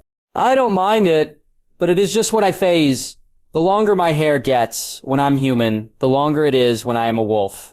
Is that why all of you cut your hair when you first phase? I nodded my head. It is just easier that way. Less grass, leaves, and dirt, if our hair doesn't drag on the ground. She laughed. I bet you look pretty funny then. Yeah, I really do. I would have had to cut it sooner, but I'm so tall that it doesn't drag on the ground, but I am rather fluffy. Actually, I want to cut my hair too, Bella announced. Bella's hair was now down to her waist, and I always found it to be so amazingly soft and beautiful. Really, why is that? It is just really a lot of hair, and I have thought about donating it. How short would it be if you did that? I wasn't that familiar with donating hair. About at my shoulders, maybe a little longer. I shrugged. Sounds nice. We rode in silence again for a while, and then I saw Bella nodding off again, so I turned on the radio and we sang to the songs that we knew. I really love all kinds of music, so I would just flip from station to station. Vals, I have prom in 2 weeks. Would you come with me? You want to go to prom? Bella said, surprised. I didn't take you for much of a dancer. I'm not. But everyone else is going and I like having the chance to show you off to my other friends. Bella laughed and rolled her eyes. Unless they want to gawk at my pale skin, I don't think there is much else to show off. I rolled my eyes. Bella, you are so much more than just pale skin. You're fun and beautiful, and I'd take you anywhere. Thanks, Jake. We got home about 1 in the morning and immediately got ready for bed. It was weird yet nice to have our clothes in the same dresser. It was like we were living in our own little world. Bella put on her PJs and we brushed our teeth together before crawling into bed and went right to sleep. I woke up the next morning to Bella pushing me away. What are you doing? I mumbled. I'm hot. Get off me, Bella complained. I was spooned to her with one arm around her waist, so I rolled over and noticed the fan wasn't going, so I jumped up and turned it on before crashing again. I woke up a few hours later to the exact same thing. Seriously, Jacob, go away. What is your problem? I grumbled as I pulled the sheet off her and saw that she was bright red. Oh shit, Bella, what happened to you? I asked, concerned. Sunburned, Bella moaned. Bella had worn small jean shorts and a striped red and white strapless shirt. Though she looked great, I hadn't really thought much of it, but now the top of her chest, shoulders, and thighs were extremely red. What can I do? I asked. Go see if Renee has some aloe vera. I threw on a pair of shorts and went downstairs to find Renee. She was on the second floor in one of the spare rooms in some bizarre pretzel that I assume was yoga or something like that. I cleared my throat to not scare her. Renee? She gracefully rolled to her feet. Yes, Jake. Is there a problem? Bella is pretty sunburned and she wanted something to put on it. Renee smiled like this was a common problem. You don't raise a daughter as pale as Bella without being very familiar with aloe. Why don't you bring her a glass of water to drink, and I'll be up in a minute. Okay, great. I went back to the kitchen and grabbed a glass, filled it with water, and brought it up to Bella. I helped her sit up a little while she drank the water and told her about her mom coming up. She drank 2 glasses, and then I helped her into the bathroom to use the restroom, and then she laid back down on her back. It was sunburned as well, but not as bad as the front half of her. Renee came in and started to rub the green gel over her body, and Bella slowly began to relax and soon fell back asleep. You know, the only time Bella would really let me take care of her was when she was sick or sunburned. Renee said with a sad smile. Is there something I should do? I asked. No, she will probably sleep most of the day. You can do whatever you want here at the house or stay here with her, but she gets kinda cranky when she doesn't feel good. Yeah, I noticed, I mumbled. Renee chuckled lightly and my stomach growled. I'll go down and find us some lunch. Are sandwiches okay? Renee asked. That will be great. Let me find a shirt and I'll be right down. Please don't, Renee blurted and then immediately smacked her hand over her mouth. Oh, please pretend I didn't say that. Okay, but I am getting a shirt, I stammered. Good idea, she acknowledged awkwardly, and then scurried out of the room. I shook my head, not knowing what else to do, and threw on my swimsuit and a white t-shirt before going downstairs. Renee apologized again, and I accepted, desperately wanting to change subjects. As we ate lunch, we talked about my graduating early, and if I had any plans for college. Bella and I have talked about going to Washington State in Seattle, I answered. Do you have a major in mind? She asked. as she sneezed twice. Bless you, I'm thinking mechanical engineering. I really like working with my hands, and while I love fixing cars, I'm not completely sure that is what I want to do. This gives me a few more options. You're very mature, Jake. I shrugged. I've had to be with helping my dad and all. I also wanted to thank you, Renee stated. What for? I asked, confused. For everything you have done for Bella. I don't know where she would be if you weren't in her life. I had to bite my tongue to avoid saying anything on exactly how true that statement was. Bella was right. Renee was far more perceptive than most knew.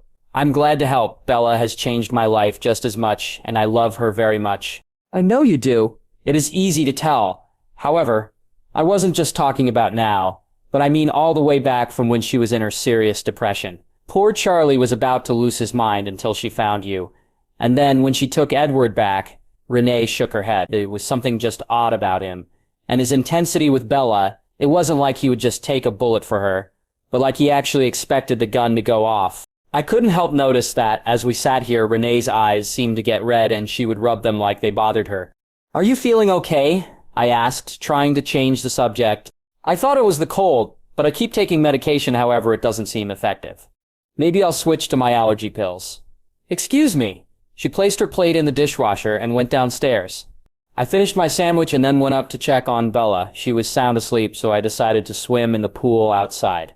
It just wasn't really big enough for me to get much physical exercise, so after another small snack, I decided to just go down to the beach by myself. I was able to take long laps back and forth in the ocean. The waves were much larger than the beaches of Le Push, and I could see several people surfing on them. I stopped about waist deep in the water and watched them. They must have noticed me staring at them because it didn't take too long for a girl to come to me. She had on a black one-piece with pink and green zigzag stripes down her sides and was straddling her surfboard. Hi, I'm Christy. You are an amazing swimmer. Do you surf? She asked. No, I have never tried. My fiancé, Todd, just quit for the day. You could use his board if you wanted. All right, I answered nervously. Follow me. She lay down on her stomach and paddled with her arms back to the other group of surfers, and they walked beside her. Hey, Rick, Doug, and Tracy. This is Jacob. I filled in for her. He is going to try surfing with Todd's board, Christy said, excited. Awesome, Doug said. Rick handed me a bright orange surfboard, and they began to teach me what to do. I laid across the board, and they showed me how to feel the wave and know when to stand up. It took a couple tries to get the timing right. I am naturally very steady on my feet, so I took to surfing quite easily. They were all quite impressed that I had never surfed. I did tell them that I lived near a beach in Washington, so they assumed that it was a beach similar to this one. In truth, the two beaches couldn't be more different with the fine sand here compared to the pebbles and driftwood trees that surrounded ours. I had a great time, but after a while I was ready to get back and check on Bella and eat. They invited me to a beach party that night, and while it sounded fun, I knew I would need to talk to Bella before I agreed to anything. It has been a long time since I was physically tired, without phasing, and I could feel my wolf start to raise his head and wonder when he was going to get to come out and play. I wasn't really sure if it was important for me to not phase, just to see if I could. I was planning to just take that in stride and not worry about it. I made it back to the house, and Bella was sitting on the first level couch. She already looked much better. Hey, Grumpy Gus, how are you feeling? I teased. Bella stuck her tongue out at me. Much better. Sorry about being snarky with you. I shrugged. No big deal. Can you come to the kitchen with me? I am starving. Sure. She got up from the couch, and we headed to the kitchen. Have you been awake very long? I asked. Maybe an hour. Sorry I wasn't here, I said while I got several different lunch meats and cheeses and made myself 2 huge sandwiches. Is Renee feeling okay? Something was bothering her before I left. She seemed fine with me, Bella shrugged. After I finished eating, we went to the backyard. I missed you, Bales, I said to her. She was sitting in my lap on the shaded patio furniture. Where did you go? Bella asked. To the beach. It was really weird going there by myself. I never really thought of meeting my group, but I'm just really not alone much anymore. I'm with you or my guys pretty much all the time. I felt like such an outsider until I got in the water, and then it was something I was comfortable with. I swam back and forth a bunch, and that is where I met the surfer people. What's surfers? A girl invited me to try surfing with some of her friends. It was pretty fun, and there's a party tonight if you want to meet them. What am I going to have to do? Put a ring on that finger to show that you are taken, Bella grumbled. I just stared at her, shocked for a moment. I know I get that a lot, but she didn't flirt with me. It was her fiancé's board that I used. She was engaged. Oh, sorry I overreacted. Bella, do you realize that is the first time that you have actually suggested marrying me on your own? Bella thought for a moment. Maybe it just being here with you, it isn't home to either of us, and with us staying together, we sort of feel married. I wrapped her tightly to me and sighed. Yeah, I feel it too. We took it easy the rest of the evening and ended up showering together that night before crawling into bed. The next day we decided it was time for haircuts, and Renee took Bella and I to her salon. We both had enough hair to donate, even though it made my hair pretty short. Once the hair was gone, I realized how much I did like having short hair. Bella's hair was layered at her shoulders, and they added a few light highlights around her face. It looked really good, but the chemicals smelled bad for a while. Once finished, Renee joined Bella and I on the beach. It turns out that Renee had tried surfing for a while and had boards for her and Phil. So I borrowed his and surfed while Bella and Renee relaxed on the beach. Bella wore the black bikini that I got from the Christmas gift exchange, and it looked really hot on her pale skin. Renee wore a shiny pink top with the same shiny pink and large white flowers on the skirt. That night, Phil grilled out BBQ ribs and chicken, and Bella made a potato salad, and we had ice cream for dessert. We ate outside in the cool night air and then all went and walked along the beach. Bella and I walked hand in hand as the waves came and licked our ankles. There were parties scattered along the beach with people laughing and drinking. They were really getting on my nerves, but honestly, it wasn't them, but instead my wolf, who was really frustrated. I could feel it today. Anytime that I got even mildly annoyed, my arms would shake, and I was a little nervous that I might accidentally lose it. Hey Bells, I think I should probably phase before we head back tomorrow. Alright, do you think it is dark enough out here? Bella asked. I think so, especially if we swim out further. Okay, let me tell Phil and Renee that we plan to stay out for a while. Bella left and spoke with them, and they decided to go back to the house. Then Bella and I swam out deep into the ocean. Once again, she would hold on to my shoulders as we dived through the waves. All right, you ready? I asked her. Do I need to do anything? Bella asked.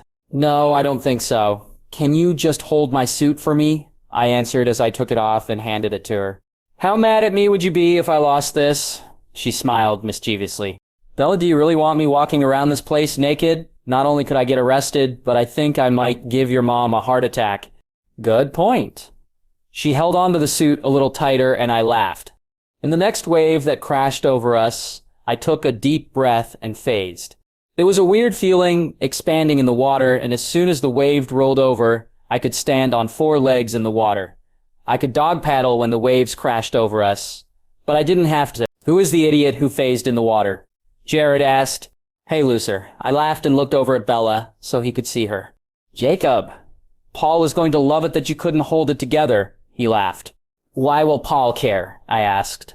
He had a bet with Quill and Embry that you couldn't go a whole week without phasing. They thought you could, and Paul thought you would lose it. Jared answered, Well, damn. I could have had I known. I let him feel my jittery feelings and that I phased just as a precaution. You did phase on purpose and didn't lose it, so I guess the guys will have to decide if this counts, and there will probably be huge debates on which one won the bet. Jared acknowledged. I continued to swim around in the water. It wasn't the same as running, but my wolf was happy. Have I missed anything? I asked. Nope, nothing. Cool. I'm going to phase back talk to you later. I phased out and swam over to Bella. She wrapped her arms around my neck and kissed me deeply before giving me my suit back. So does this count as skinny dipping? I asked before slipping the suit on. Let me see. Bella brought her hands around my waist and cupped my ass. Yeah, I think it counts. I laughed loudly. Thanks for the confirmation. I wrapped my arms around her and kissed her deeply before reluctantly tearing ourselves apart so that I could get my suit on. We swam back to the shore and went back to the house quickly to finish what we started in the water in the comfort of our bed. Leaving the next day was really hard. Bella and Renee had such a good time together, and Bella promised to try and visit more often. I really enjoyed my time with Renee, and we gave each other a big hug when we got to the airport. Keep taking care of my girl, Renee whispered in my ear, and when she stepped back, she sneezed twice. I laughed. Will do, and you take care of yourself. This is getting ridiculous. Renee smiled and sneezed again before giving Bella one last hug, and then left. Poor Renee, her allergies haven't bothered her in years, Bella commented. Oh shit, bells, I exclaimed. Belle gave me a dirty look for cursing before asking, what's wrong? Bella looked around, panicked. Your mom is allergic to me? No way. Didn't you say she had a dog allergy? Yes, but we both started speechless until we started laughing so hard that we could hardly breathe. I groaned. This is never going to work. I took a deep breath and then once again slipped the tie around my neck to try for the third time to tie it in place. You should have just gone with the bow like me, Embry suggested. There is just something really wrong with that statement, Quill added. What respectful man wears a bow? I couldn't agree more, I concurred. At least I could get it on. Unlike some people I know, he looked at both Quill and I who were both fighting with our ties. Embry decided on a traditional black tux with a white shirt and black button covers with a cranberry red vest and matching bow tie. Quill had on a black hat, black pinstripe suit, white dress shirt with black trim around the cuffs and collar, and red, black, and white tie. You look like Jim Carrey from The Mask, I teased him. I know, isn't it great? Quill exclaimed, excited. I swear that is my favorite movie of all times. I think I have seen it over 100 times. Poor Tiffany. I think she might be over her head with you as a date. Embry added. Hey, she asked me, Quill defended, and I think she knew what she was getting herself into. I have never been exactly shy. Valid point, I conceded. Tiffany was a fun girl, but sometimes got a little wild. Regardless, when she asked Quill to the prom, he was excited to have a date. I'm just glad that we are getting ready here, instead of my place, Embry said as he was tying his shoes. I swear my mom has completely lost it. What is she doing now? Quill asked. She keeps spouting off condom slogans. Like I needed the reminder. Condom slogans? I asked. Yeah, don't be silly, cover your willy, wrap it in foil before you check her oil, that and about 20 others. Embry rolled his eyes. I thought it was never going to end. Embry repeated the ones he could remember, and I laughed so hard I had tears coming down my face. Geez, and I thought having the sex talk with my grandfather was bad. Quill shuddered. You two are making my dad look almost normal, and that is scary, I added. I chose black dress pants, white shirt, gray vest, and black and white striped tie. And finally, after 2 more tries, Quill and I were able to get our ties on, and so we left to go pick up the girls. 3 hours earlier, we dropped off Tiffany and Bella at Jackie's house for them to get ready together. We played video games at Quill's house until about 30 minutes ago when we showered and got dressed. I pulled the Hummer up to Jackie's house. I was pleased at the most Quill and Embry did with it while Bella and I were away was some serious off-roading. I was quite impressed that they had the good sense to wash it so Bella didn't see it completely covered in mud. We all 3 walked up to Jackie's house, and her mother opened the door to let us in. Then she forced us to take the customary pictures that goes with these events. Tiffany had on a dark purple dress that complemented her full bust with a thick belt of silver and purple rhinestones, and the skirt was poofy, almost like feathers. Quill was certainly a boob guy, and I could tell he was going to have a great time looking down her dress for the evening. Jackie had a beautiful long cranberry red dress that had a full skirt that swished when she walked and was strapless with a thin strap of dark silver beading under her bust. It was very classy and elegant, and Embry just melted when he saw her. Bella looked stunning in a shiny black dress with thick, sheer black straps over her shoulders, a thick black strap at the waist, and the skirt layered at an angle between the shiny black and solid black to her knee. Her hair was down around her shoulders, and she had a little makeup on, giving her eyes a dramatic smoky look and light pink lip gloss. Bells, you look gorgeous. I placed my hands around her waist and gave her a quick kiss. Thank you. You all 3 clean up very well, Bella teased. Look who's talking, Miss Queen of Flannel, Embry teased back. At least she wears clothes and doesn't go around half naked all time, Jackie added and rolled her eyes. Oh, like you are really wanting Embry in more clothes. Admit it, you like it, Quill challenged. Jackie wrapped her arms around Embry's neck and kissed his lips. Yes, I do like it. I am totally going to have to hang out more often, Tiffany said, as she raised her eyebrows suggestively at Quill. He winked back at her and offered her his elbow, and she slipped her hand around his arm. Off we go, he beamed, and we all followed them out the door. We ate at a small seafood place, and it seemed that everyone there was dressed for the prom, so it was certainly a popular place. Afterwards, we pulled up to the school, and the trees on either side of the gym were wrapped in white twinkling lights. It was the first time that the Hummer had gone to school, and so naturally it drew a lot of attention. Start music. Please youtube.com. Watch V, Sayo X1ME4T. We walked in and the girls were handed a shiny black mask with one feather on the side with a black wooden stick for them to hold the mask over their face. On the back wall was a large city landscape traced in twinkling lights that made the city come to life. There were 4 large black columns with sparkly purple streamers wrapped around them, and at the top were large black and white with purple trim masks similar to the ones the girls received. Dangling from the ceiling were several fake chandeliers with 3 layers of long silver blades that reflected the light and added a sparkle to the room. The music had already started, and there were several couples dancing, but most were still standing around socializing with each other. I introduced Bella to random classmates, and I could feel her anxiety as she gripped tightly to my arm. Bella has never enjoyed being the center of attention, and she felt like she stood out. However, everyone welcomed her well, and like I tried to explain before, I do not think any of my friends cared that she was white. "Do you want to dance?" I asked her. "You really are a glutton for punishment," Bella answered nervously. "Of all the days to not wear your steel-toe boots." I laughed. "Believe me, Bella, that would be for your safety. If you step on my toes tonight, I might feel it. If I stepped on yours in those boots, then you might lose a toe. That is not very encouraging." Bella mumbled. "At least you haven't tripped in quite a while." "That is something," I encouraged. "Yay," Bella said sarcastically. "It took me 19 years to learn to walk. Dancing is a whole different ball game. Come on, I'll try not to maim you too badly." I laughed. There was a random country song on that I didn't know, but it was slow and figured it would be good to start with. On the dance floor, I took her hand and placed my other at her waist and hers on my shoulder, and I lead her in a slow 2-step. "I didn't know you could actually dance," Bella stated. "I can't really. My sisters forced it on me. They didn't want to look like idiots at dances, and so they made me dance with them. I don't know why they couldn't just dance with each other, but oh well. Probably neither of them wanted to be the guy." I laughed. "Yeah, you're probably right."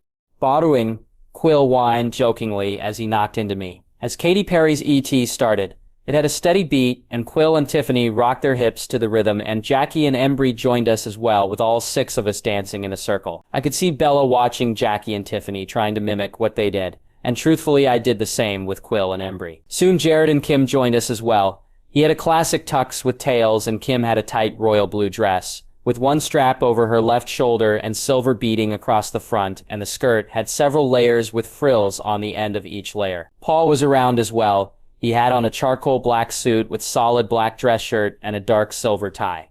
He seemed to have a different dance partner with each song, and I was amazed that he could dance so intimately with whomever he happened to be with. Even though I wouldn't want a different partner other than Bella, there was part of me that admired Paul and how sure of himself he was. That confidence made him a better dancer. "Do you wish I could dance like that?" I asked, nodding my head at Paul. "Maybe sometimes, but other times I like that neither of us know what we are doing. It makes me feel more equal." She smiled, and that was good enough for me. "You Light Up My Life" by Lan Rhymes started, and the couples broke off and danced together. I just about tripped over Bella when I saw Embry and Jackie waltzing. Her dress swayed beautifully as he would spin her around, and then they would come back together in perfect step. "I take it you didn't know Embry could dance?" Bella grinned at my shocked expression. "No. How in the hell did I not know that?" I stared in amazement. "I guess there are a few things that you guys never think about, even as wolves," Bella reasoned. "I guess so." "What was that?" Quill asked when the song was over. "It's called a waltz, you dork." Embry rolled his eyes. "Yeah, but why do you know it?" I asked. "Hello, single mom. Who else is she going to dance with?"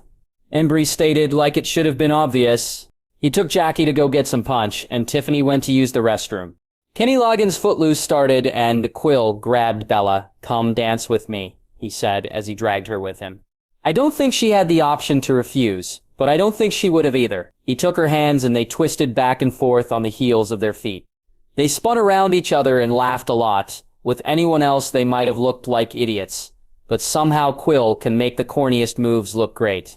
Bella and I spent the next several songs dancing together sometimes.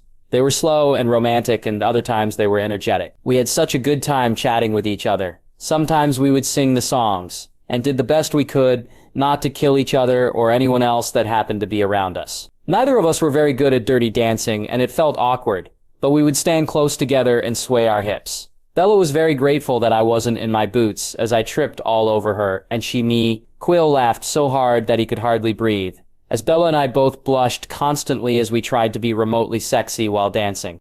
By special request, the DJ announced. Hey, Pachuco. Then I could hear bongos and a wild trumpet that sounded really familiar. Where have I heard this? I asked. I don't know. I have heard it too, Bella added. We walked over to Embry and Jackie, and then we saw Quill and Tiffany out on the dance floor together, and my jaw hit the floor. My thoughts exactly, dude, Embry stated, amazed. I know he said that he loved the mask, but I didn't realize that he memorized the dance with Cameron Diaz. I continued to watch in amazement as he twirled her around, even around his back, before they continued to kick and sway to the beat. Only computer animation or a werewolf can spin a girl that quickly, throw her that high, and catch her that easily. I cringed slightly, hoping that he wasn't making too big of a scene. When they finished, the crowd cheered, and Quill just soaked in the attention, and Tiffany was a little dizzy, but held her head high and was loving it as well. Afterwards, Embry and I traded dance partners, and he danced with Bella, and I danced with Jackie. You doing all right, Jackie? I asked as we swayed. Yes, I am. Embry is fantastic. She smiled happily. That is great. He thinks the world of you. I think I'm in love, Jake. She sighed. I smiled, happy for her. Then I think that you should tell him. I will, tonight. She slipped inside of her dress and pulled out a key and handed it to me. This is just all kinds of strange. I just looked at her confused. Jackie rolled her eyes. Just put it in your pocket and then take Bella to cabin number 5. Seriously? I asked, surprised. Yes, don't tell my mom and clean up after yourselves. Awesome, you're the best. I gave her a big hug and kissed her cheek. It's the least I could do, she smiled. I feel like you have done so much for me. That is what friends are for, and I'll always be your friend. Thank you, my friend, too. Can you believe that we will be graduating in a couple weeks? Jackie sighed. I know, I can hardly wait. I sighed, tired. By the way, I'm having graduation party at the resort. Will you come? Sure, why not? I smiled. Will you be able to work at the resort again this summer? Jackie asked. I don't know, maybe. Would Bella be able to work there as well? Most likely, just no sex on the job, she teased. I laughed. Ah, damn. We both laughed until the song was over, and then Embry and I traded back and Bella and I danced together. As the song was coming to a close, I saw Quill over in the corner, and he nodded his head for me to come to him. I could tell that he wanted to just talk to me, so I suggested for Bella to grab us some punch, and I went and talked to him. Hey, what's up? I think we are going to have to do another drug bust, Quill stated, annoyed. Oh, shit. What makes you think that? Tiffany. She said that she was going to the bathroom, but I could smell pot on her when she came back. I guess we will talk to Sam and start watching the tribe better. Tiffany does drugs, I asked. I didn't smell it on her breath, so I think she was just around it and not using it. Her breath, huh? I smirked. Dude, she is a fantastic kisser. Quill looked like he was about to melt. That is awesome. Good for you. It was great to see Quill having a good time with the girl, and I really hoped that she didn't have a drug problem. It was then I noticed that Bella never made it back with my drink. I looked over the dance floor and she was out with Paul. I groaned. I'm going to kill him. He was behind Bella with her pressed firmly to him with his hands on the front of her hips, moving them for her. They were standing in front of the speaker and I couldn't hear what he whispered in her ear, but Bella blushed. He won't do anything with Bella. Quill reasoned. Then suddenly he spun her around and she was plastered to him with one of his thighs between her legs and he grabbed her ass, grinding her to him. As you were saying, I challenged. I got nothing, Quill stammered. I took a deep breath, trying to decide if Sam would murder me for killing him in the middle of the dance floor. I figured that Sam probably would and decided that technically Paul wasn't hurting her, and I figured that Bella could take care of herself. As Jennifer Lopez's On the Floor came to a close, I stalked over to them. Having fun, Paul, I sneered. Always, he smirked and then rolled his eyes. Oh, come on, Black, you'll thank me later. Then he winked at Bella and she blushed. If not, I'll come back and apologize. Your choice, he shrugged as he walked off. Come on. I pulled on Bella's hand and took us both over and got us each some punch. What were you thinking, Bells? He was just trying to help. Yeah, help himself to your ass. He's your brother, Jake. Exactly, I sighed, still irritated. Come on, Jake, dance with me. Bella looked at me apologetically, and I couldn't stay mad at her, so we went out on the dance floor to Uncle Cracker's Smile. It was such a happy song that it really brightened my mood. This song makes me think of you, Bella said. Why is that? I questioned. Your smile is so beautiful, and I like how it talks about the sun. I think of you like that, my own personal son. Thanks, I needed to hear that. I gave her a big smile, and Bella's arms were around my neck, and we stayed wrapped in each other's arms for a slow dance. I would move us, as Bella rested her head on my chest with her arms around my neck and mine were tight around her back. We were basically hugging tightly, as we just shifted our weight from side to side. I love you, Bells, I whispered into her hair. Sometimes it was hard for me to remember a time when I didn't love Bella. She was such a part of who I am, and I never wanted to be without her. Do you know when you fell in love with me? Bella asked. Not really, but I'm pretty sure it was by Valentine's Day. I laughed at my memory. I was such a nervous wreck on what to get you, or if I should get you anything at all. I was walking home from school and saw a sign in our gas station for conversation hearts. There was a huge heart that said, I love you on the front, and I knew I wanted to say that to you. I love you too, Bella replied. When did you fall in love with me? I asked her. Bella laughed. I don't know exactly, either, but I knew for sure after the first night you stayed at my house and walked out angry the next morning. I was so scared that it had been the final straw, and I lost you. I knew that I couldn't handle that, because I loved you. I could feel her sigh and relax into my body as we continued to sway. Then the beat changed into what could only be the classic You're the One That I Want from Grease. I saw Bella take a deep breath, and then she pushed herself back a little on my shoulders.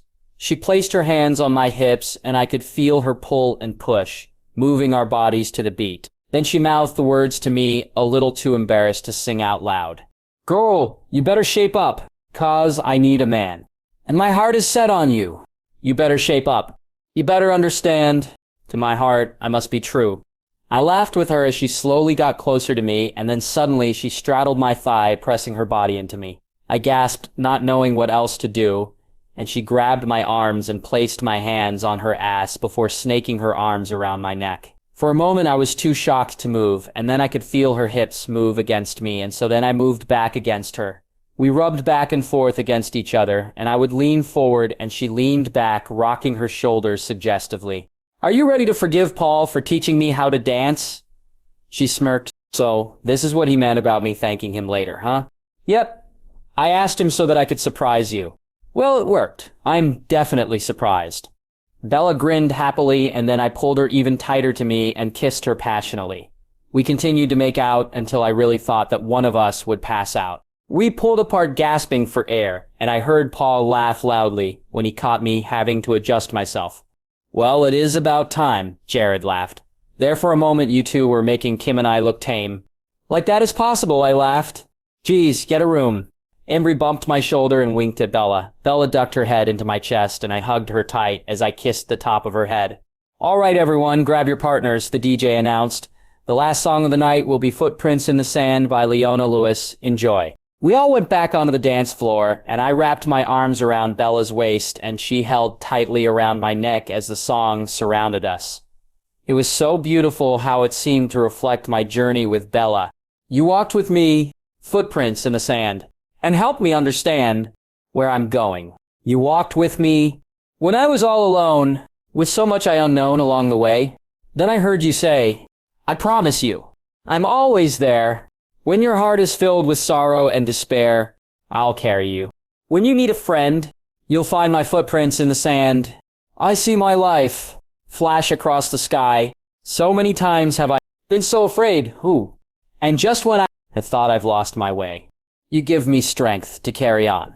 That's when I heard you say, I promise you, I'm always there. When your heart is filled with sorrow and despair, I'll carry you. When you need a friend, you'll find my footprints in the sand. When I'm weary, well, I know you'll be there, and I can feel you. When you say, I promise you, I'm always there. When your heart is full of sadness and despair, I'll carry you. When you need a friend, you'll find my footprints in the sand. The song came to a close, and I held Bella close and kissed her lips. I love you so much, Bells. I love you too.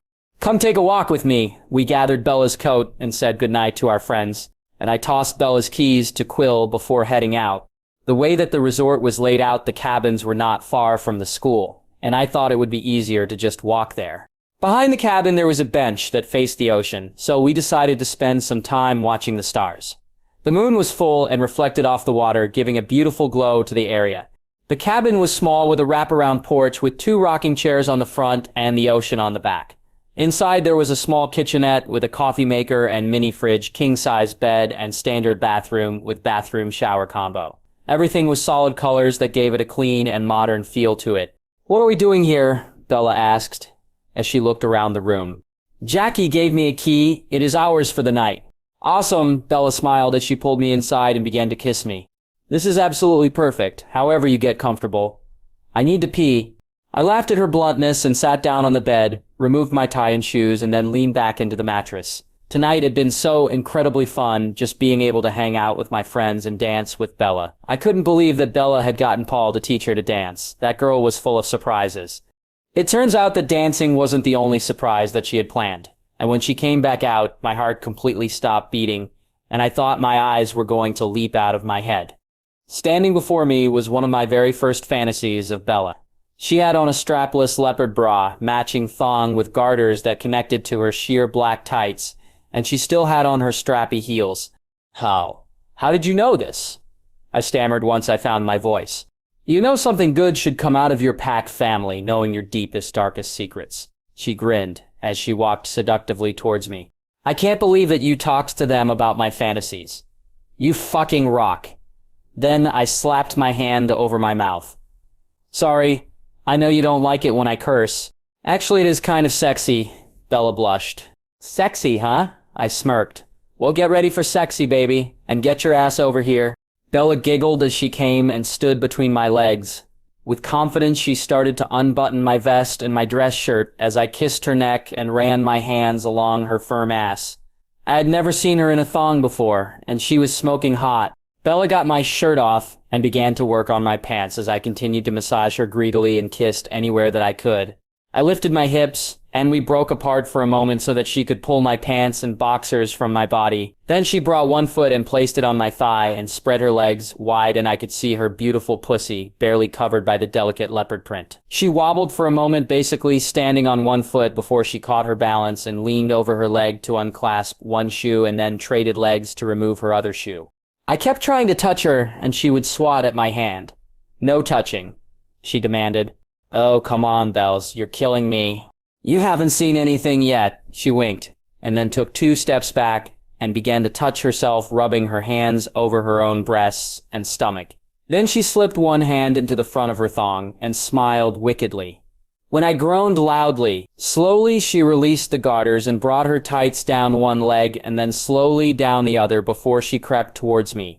She straddled herself over my lap with her legs bent on either side of me, and I was absolutely dying to touch her. I cautiously placed my hands around each ankle, and at first she scowled. "Oh, fine," Bella conceded.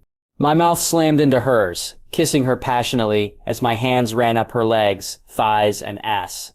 We grinded into each other, and the front of her silk thong rubbed against my rock-hard member. My hands stayed on her legs and ass as we rocked against each other. "Bella, your legs feel amazing." "Are you saying I don't shave often enough?" Bella challenged. "What? No, but I can tell that you did, and they feel extra smooth." Bella leaned closer and licked my earlobe before whispering, "My legs aren't the only things I shaved. I thought I was going to completely pass out from not breathing." "Are you serious?" "Oh yeah," Bella smirked. I growled roughly as I literally tore the thong from her body and lifted her up and threw her back into the bed. Her legs were open, and I knelt down in front of her as I ran my hands over her, feeling her smooth skin and seeing her beautiful folds that were swollen from us rubbing together. "Bella, you are so amazingly beautiful." I began to kiss, just below her belly button. And as I kissed, I could feel Bella's hips rocking, and she opened her legs further. "Do you want me to eat you, Bells?" "Yes." "How long have you been wanting me to do this?" I was curious to see if she fantasized about this as much as I have. I continued to leave light kisses on her thighs. "Since your birthday." "Well, happy birthday to you, Bells." I reached under her, pulling her towards the end of the bed, tilting her hips up while throwing her legs over my shoulders. First, I licked her completely from end to end, and I could hear Bella lightly moan. As I licked, her folds opened further, and my tongue slid inside. She was so smooth and wet, and she tasted like honeysuckle as my tongue licked deep inside before I sucked it back and forth. Bella continued to moan and rock her hips, and it was like a roller coaster as I sucked and flicked my tongue as deep as I could. My lips found her sweet nub and began to suck her, and Bella screamed my name as she shook, and more of her sweet juices filled my mouth. I shifted slightly to get 2 fingers in, and pumped while my lips continued to suck on her clit. It was only a moment more before Bella climaxed again. "Cat shit," she screamed. I had to smile at getting Bella to curse and just lightly rocked my hand until Bella came down from her second orgasm. I wiped her juice from my chin, and then I kissed her lips. "You're right, Bella." "About what?" Bella panted. "It is sexy when you curse." Bella laughed and we kissed deeply while Bella tried to get the lower half of her body to function once again. As we kissed, I noticed that she actually still had her bra on, and soon it was laying on the floor while I began to kiss and suck her breasts. "Wait, just a minute," Bella panted, trying to catch her breath. I decided to let her breathe, and so I massaged her body while I kissed her neck and shoulders. "I want to try something," Bella said.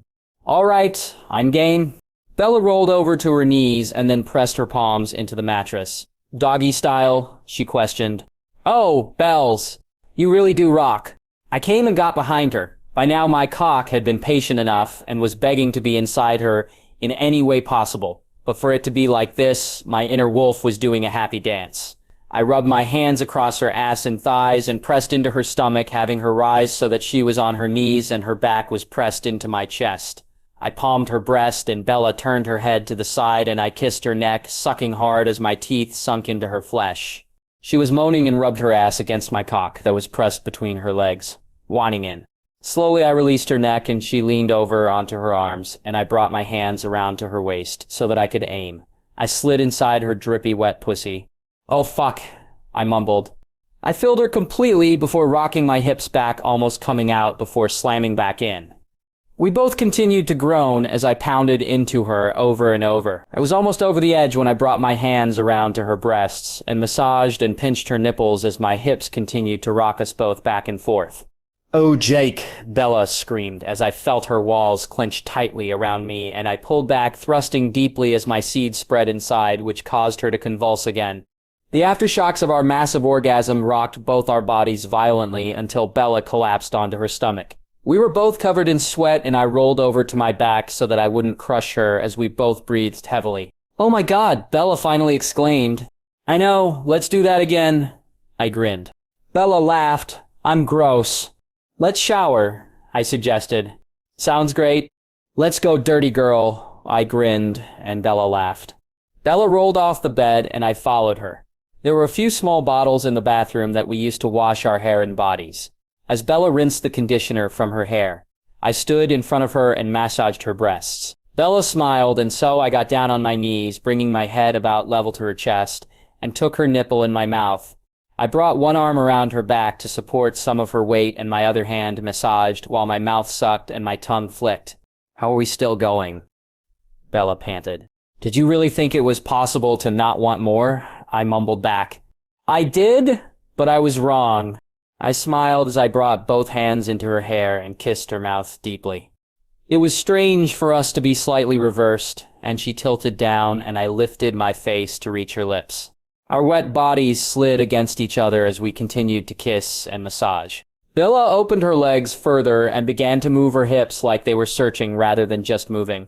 I stood up, taking Bella with me, and she wrapped her legs around my waist. I placed my hands on her ass and turned us so that her back was against the shower wall, and then lowered her over my firm member. Bella had her arms around my neck and used her abs to lift herself before lowering herself again. We both groaned as Bella continued to rock herself until she got too tired, and I lifted and lowered her. Bella orgasmed twice before I slowly lowered her back to her feet and wrapped my arms around her as we both let the wall hold us up. "Damn, Bells, you are something else." "Me? I don't think so." "Come on, let's get out." I leaned forward and turned the water off, and Bella didn't move. "Are you kidding me? I'm never walking again," Bella groaned. "That works for me." I smiled and swept her into my arms and carried her out of the shower. I leaned her against my body as I toweled her off and ran the towel through my hair, and then wrapped it back around her. I looked out the window and I could see the sky was starting to brighten and realized we had been up all night. There was a tint of pink and orange as well, and so I picked up Bella, grabbed the sheet from the bed, and wrapped it around myself. Then I lifted her and walked out to the back porch towards the ocean. We watched the sunrise over the water, or I thought we did. I looked down at Bella sleeping in my arms. I kissed her forehead, and then carried her to bed. "I love you, Bells," escaped my tired lips before I slept soundly. Graduation was one day away, and I could just sing knowing that my life was no longer consumed with final projects, huge papers, and several exams. I was so glad that school ended, but I knew that summer would fly by, and in the blink of an eye, I would be beginning college. After spending the week in Florida, with Bella and I sharing the same space, it has really made me want to be able to live with her all the time. Bella has been a little strange. She has had some dream that she wouldn't tell me about. Normally, with her talking in her sleep, I could figure out what she dreamed about, but she just mumbled about showers and sunscreen while she moaned and groaned until she woke up suddenly. Then she scowled at me like if I had done something horrible. Weird girl. Even though we would both be going to Washington State, I wasn't completely sure if Charlie would be up for us living together. However, he knew that we always shared a bed whenever she was at my house or I was at hers. So I would think that it wouldn't be that big of a stretch for us to just stop going back and forth and pick a place together. Charlie wanted to talk to me, and I wasn't sure if I should be nervous or not. Leah and Bella hadn't made it back from Port Angeles, so I thought I would use what little spare time I had to look over the truck and the Rabbit to see what I would need to do to get them working again. I was up to my elbows in oil and dirt when Charlie stopped by. "Hey, Jake," he called as he stepped into the garage. "Hey, give me just a second, Charlie." I walked over to my rag and began to wipe my hands and leaned against the side of the truck. "I don't want to keep you, but just wanted to talk to you for a little bit," Charlie said. "All right, what's up?" I asked, easily. Charlie looked really uncomfortable, and it looked like he was biting the inside of his lip. "Geez, Charlie, you are scaring me. What is going on?" I asked. Suddenly, very nervous. "Sorry, it's not you. I'm just nervous about you and Bella being in Seattle." "Oh, have you been watching much of the news for the past year?" Charlie asked. No, I can't say that I have had much time to watch TV. It is just that something terrible is going on there, people disappearing or being killed horribly." Charlie grimaced. "You know I won't let anything happen to Bella," I promised, "and I can take care of myself." "I know that you would do your best, but you can't be with her every second." "I can try," I smiled, despite being a little nervous at what my statement implied. It looked like Charlie decided to ignore my statement as he continued speaking. "The college has done everything they can to increase security, and they are building some new 2-bedroom duplexes that I would like to pay for you and Bella to live in." Maybe he wasn't ignoring it as much as I thought he was. "Are you saying that Bella and I can be roommates?" I asked, a little surprised. "Aren't you and Bella basically already roommates?" He threw the question back at me. "Yeah, I just wasn't sure if you were okay with all this," I stated awkwardly. Charlie thought about it for a moment. "This is not my top choice. I would much rather you be married before you're living together." "Charlie, I would ask her to marry me now if I thought she would say yes." "Now wait a minute, Jake. The only reason I am agreeing to all of this is because I thought you would get married sometime. Are you saying that Bella doesn't want to marry you?" Charlie challenged. I could tell that this revelation really freaked him out and seemed to make him think that he had been under the wrong impression this whole time. She is getting closer all the time," I offered weakly. How could I tell him that his divorce royally messed up his daughter when it comes to marriage? I took a deep breath. It is just Bella doesn't see marriage as something that lasts forever. Because of me. Charlie looked down and I could see his disappointment in his failed marriage. "Besides, it is not just that," I said, trying to take some of the pressure off Charlie. "I'm not ready either. I know that I love Bella, but I would like to be in a position to provide for her before we get married. I don't really know what I want to do with my life, and Bella should know what kind of future we would have before making it permanent." "All right, Jake, I understand," Charlie said as he nodded his head. Charlie began to tell me about the duplex that he was renting for us. I remember those being mentioned when we toured the campus. "Weren't they really expensive?" I asked. "Yes," Charlie shrugged. Would you mind if Leah used the other bedroom? I'm sure that she would help pay for some of the rent, and it would be cheaper than her being alone." I took a deep breath, knowing that I needed to tread gently. "I know you don't want to think about me and Bella, but you already know that we share a room now. There is no reason for us to pretend to be in separate rooms once we get there. My stomach was in one huge knot, and I kept trying to swallow, but my mouth was dry. I guess that makes sense, but I don't want the money. I'm certainly not going to be rich in forks, but I don't really have much to spend money on, so don't worry about it. Okay, my friend Jackie needs a place to stay too, so she might roommate with Leah. Jake, you want to live with 3 women?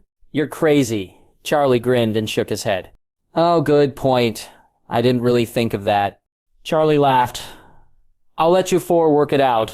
Thank you, Charlie, for making these arrangements and being understanding about me and Bella. I trust you, Jake, and I'm really glad that Bella has you. I sat my rag down and began looking over the truck again to see what I needed to do next. Hey, Jake, what is Billy going to do when you're gone? Charlie asked. You should probably ask him. He hates it when I make those decisions for him. It makes him feel like less of a parent. However, I have no doubt that the tribe will watch out for him. I have talked to Sue and Seth, and they are going to help, as well as Sam, Quill, Embry, and whomever. I answered, well, make sure I'm on that list as well. I'll do whatever I need to. Charlie offered. Thank you, Charlie. I really do appreciate that. Charlie and I moved on to lighter topics and chatted easily until Leah and Bella got back and he went inside with Dad. I told Bella and Leah about my conversation with Charlie and they were both surprised but liked the idea of being roommates. If Charlie wouldn't take money for rent, then Leah volunteered to cover the grocery bill, which we all knew would be huge. Sam was very understanding about Leah and myself wanting to go to college and knew that there were plenty of wolves that were still here to protect the tribe. Victoria was the main threat, and even though I tried not to think about it, I knew that most likely she would follow Bella, bringing danger wherever we went. After talking to Charlie, I spoke to Alice, and she enrolled in the same classes as Bella so that someone would be close to her as much as possible. The next morning I woke up to Bella, snuggled into my side. I couldn't believe that graduation was finally here, and I couldn't be more excited. I wrapped my arms around Bella and began to kiss her passionately. It wasn't long before what little clothes we had on were on the floor. We were pretty good at being quiet when we needed to be, but apparently we should have been a little louder when suddenly the door burst open and half the pack was in my room. Bella screamed and tried to cover herself up. Quill, Embry, and Jared were laughing so hard as they looked at mine. Bella's in Seth's face. Seth looked like he was about to pass out or die of embarrassment. I wasn't completely sure which. Bella looked horrified and like she was praying that she could turn invisible. I hoped that I looked like I was about to kill some wolves, because I was. What the hell, guys? I growled. I told you it was possible to be quiet. Jared scowled at Paul. Not with me, it is not, Paul countered. Jared rolled his eyes. Whatever, Paul. They continued to bicker, getting more and more graphic as they went. Bella had curled herself into a ball, and I wrapped my body over her, covering her up. My own nakedness didn't seem to register to them at all. Bella, I can see your ass, Quill announced. Bella yelped and flinched her foot, nailing me right in the junk. Aga coughed painfully. Nice one. Sorry, Bella whispered. Quill, Paul, and Embry noticed and were laughing hard. Seriously, guys? I questioned. Emily wanted you to know that she would provide you lunch after graduation. Quill announced. And you all felt like this was urgent information that couldn't wait until later, I grumbled. We didn't want Bella to have to worry about what to feed you, Embry reasoned.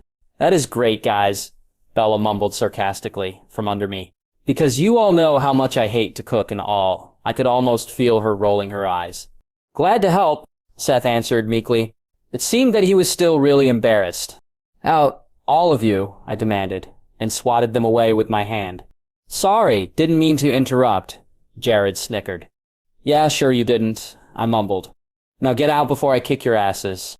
Sure. Embry laughed and smacked my backside hard before walking out, shutting the door behind them. I heard Bella laughing under me. What are you laughing at? I questioned her as I started tickling her mercilessly. You just got cock-blocked and then slapped in the butt, Bella laughed. You just said cock. I stared at her amazed. Well, that is the phrase, isn't it? Bella questioned. Yeah, but you said it. I laughed so hard and she got revenge as she tickled me back.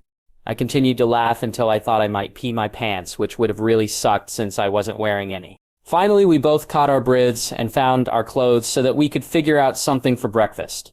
I gathered my clothes and decided to take a quick shower, and Bella went to the kitchen.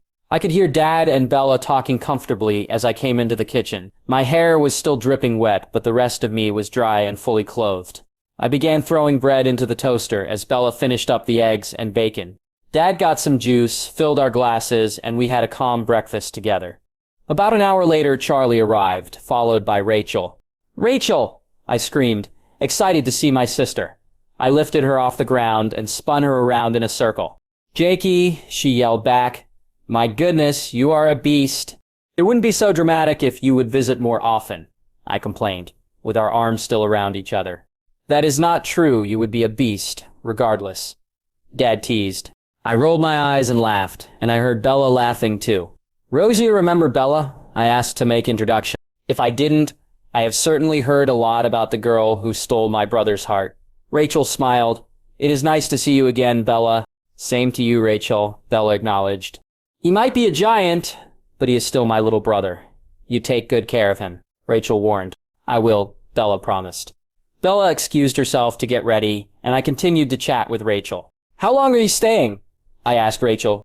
"Just a few days, and then I have to get back to work. Things are incredibly busy right now, and I might have to work from here a little bit, but I didn't want to miss your graduation. I just had Dad keep it a secret that I was coming because I wasn't completely sure that I could make it," Rachel answered. Rachel worked as a software developer in a small company outside of Portland. "I'm really glad that you came." A massive grin stretched across my face as I gave Rachel another huge hug. Then Bella and I left together for the school. I held my cap and carried my gown over my arm. It was long and black, and I wasn't looking forward to being hot in it. "Jake, I'm really proud of you for pushing yourself like this." Bella smiled and her eyes twinkled with admiration. "Thanks, Bella. I know that this year hasn't been very easy for you," Bella acknowledged. "It hasn't been exactly easy for you either. First being bored out of your mind at Newton's, and then I'm sure that a small community college wasn't what you thought your life would be like after high school." "That is true. We have both made adjustments," Bella admitted. "I don't regret loving you, Bells. That has been the easiest part of this year." "I completely agree." Bella smiled up at me, and I pulled her closer to kiss her lips. Bella stayed with me until we got ready to line up. "Hey, Smarty Pants!" I bumped into Jackie's shoulder. "How did I not know that you were valedictorian? Jeez, some friend I am." "Don't say anything, at all. I swear Embry wants to shout it from the rooftops." Jackie rolled her eyes. That wasn't the only thing that Embry was shouting about, but I thought it would be inappropriate for me to tell Jackie that I knew everything that they did on prom night. Let's just say that Embry and I both had the night of our lives. I chose a more appropriate response. "Embry is just proud of you. It is a big deal, Jackie. You should be proud of yourself." "I am. It's probably all the studying that I did with you that made my grades so great." I laughed. "That is probably true. If you can teach me, then you really have to know your stuff." Jackie pushed against my shoulder. "Don't be so hard on yourself. You are incredibly smart. Not just anyone can graduate early. They can when they have the support that I have had. Thank you." I wrapped my arms around her and we hugged tightly. Then it was time to go inside. The ceremony was pretty basic. Jackie gave a great speech that was really funny and inspiring. She was completely shocked when they passed out the awards, and she received a full scholarship to Washington State. "Can you believe it?" Jackie whispered, excited as she threw her arms around my neck. I hugged her back. "I know. That is awesome. Good for you." Jackie smiled up at Embry and blew him a kiss, which he caught and blew one back. Principal Hughes continued to hand out awards. "Now it is time for the Distinguished Bright Future Scholarship that goes to the student that we feel has worked exceptionally hard the past year. Someone that we have seen overcome great obstacles and we know will make our tribe proud. It is our responsibility to create our future and make sure that it is secure. The award is given based on the votes of you students. However, I am quite honored to present this award to Jacob Black."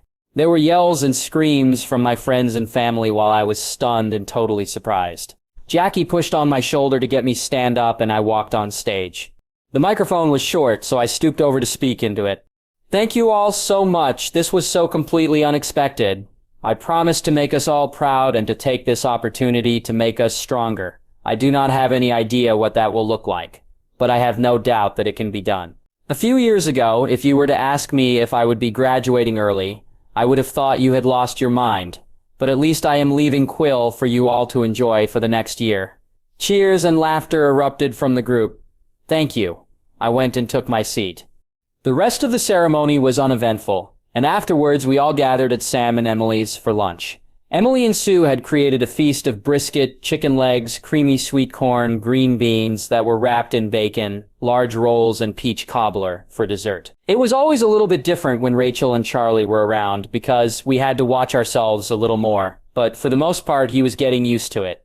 Rachel caught up with Sam and Leah, whom she went to high school with, and she was pleased to meet Emily. She was blown away by how much the rest of my friends had changed, and Jared and Paul were patrolling so they weren't there. After eating more than I thought possible, Belle and I decided to go for a walk. We walked through the trees towards my house, taking our time. When we got home, no one was here, so we decided to finish what we had started that morning. Naked and exhausted, we laid in each other's arms, neither of us sleeping, but just cuddled together. "Are you disappointed that you didn't graduate with Quill and Embry?" Bella asked, with her head still resting on my chest. "Maybe a little bit, just because I always pictured the three of us doing that together, but it was not worth staying in high school for another year just to graduate with them." "Yeah, I understand that. It will be weird when we leave for college not to see them every day."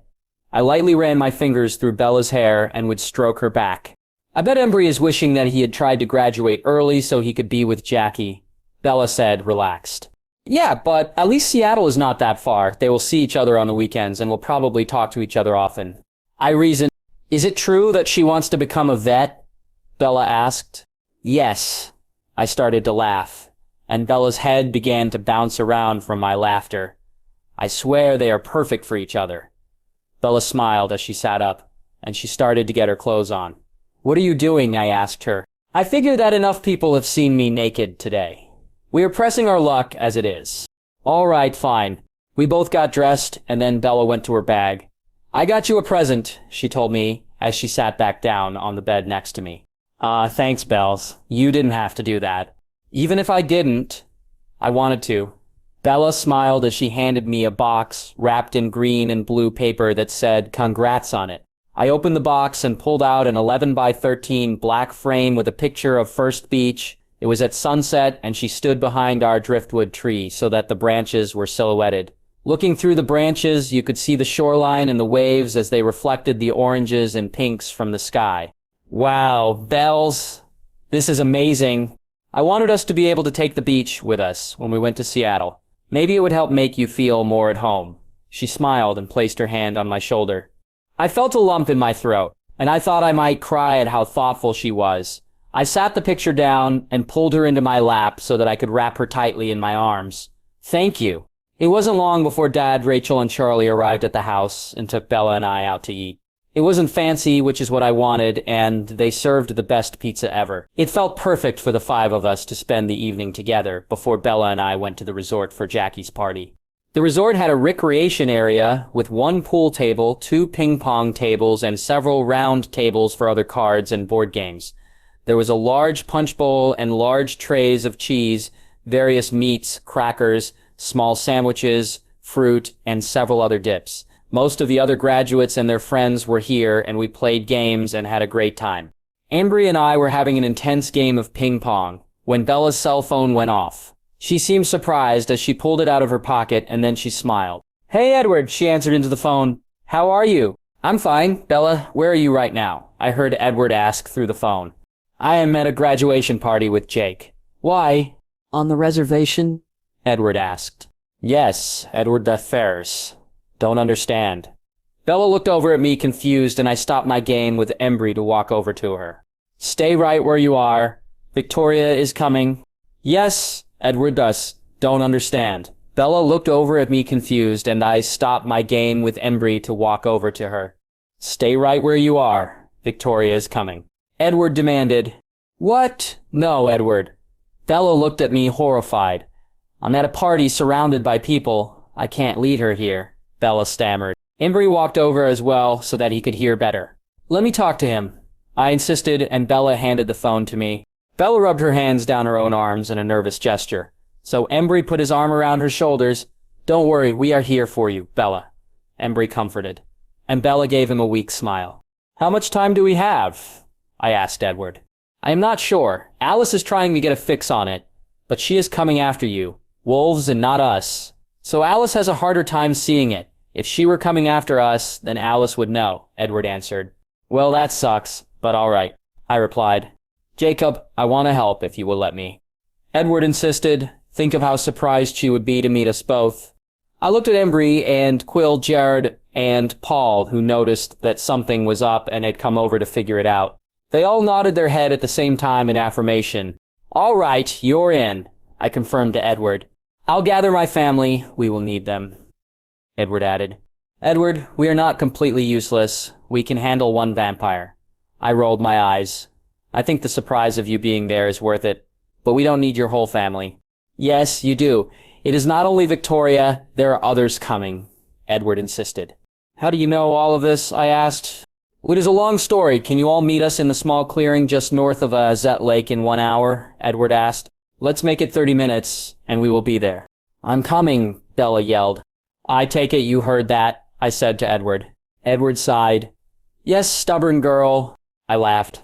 See you soon. I hung up, and Quill, Jared, and Paul went out, heading straight to Sam. Bella, Embry, and I said our goodbyes to Jackie, and as soon as we stepped out, we heard Sam's howl alerting the other wolves. Let's go, I insisted. And as soon as we were in the trees, Embry and I started taking our clothes off. Belle mumbled awkwardly and turned her back to us. Quickly, Embry and I were both on 4 legs, and I crouched down for Bella to get on my back. You want me to ride you? Bella asked, surprised. Hell yeah. He does. Quill laughed. Shut up, Quill, I barked. Then I whined to Bella, and she nervously climbed on so that her hips were just behind my shoulder blades. I trotted, not close to my full speed, and then Bella laid her chest down and wrapped her arms tightly around my neck. I could feel she was secure and started running. Sam had been informed of the phone call, and as Seth, Leah, Brady, and Cullen phased in, I replayed the conversation for them in my head. What is the plan? Paul asked. I think we need more information. I can't believe that you agreed to work with them without speaking to me first. Sam growled. At the time it was only one of them, and it seemed that the element of surprise would be worth it, Jared reasoned. And you know how much she loves the water. Edward doesn't have to stop like we do, I added. All valid points, Sam conceded. We made it to the clearing, and all of the Cullens were already there. Their combined scent was horrible, even worse with my wolf nose than when I was human. Bella sat up on my back, and I crouched down to make it easier for her to get down. She slid off the side and then rested her hand on my back. It seems that she had been holding tightly with her arms and legs, and they were a little stiff from being clinched so tightly. Edward walked slowly to Bella, and she gave him a soft hug. It's good to see you, Bella told him. Thanks, Edward acknowledged. Bella, Alice yelled as she ran up to her. My wolf snarled and exposed his teeth at her, which caused both Bella and Alice to look at me in shock. Sorry, my wolf. It's a little harder to control. Edward interpreted for me, and I lowered my head in apology.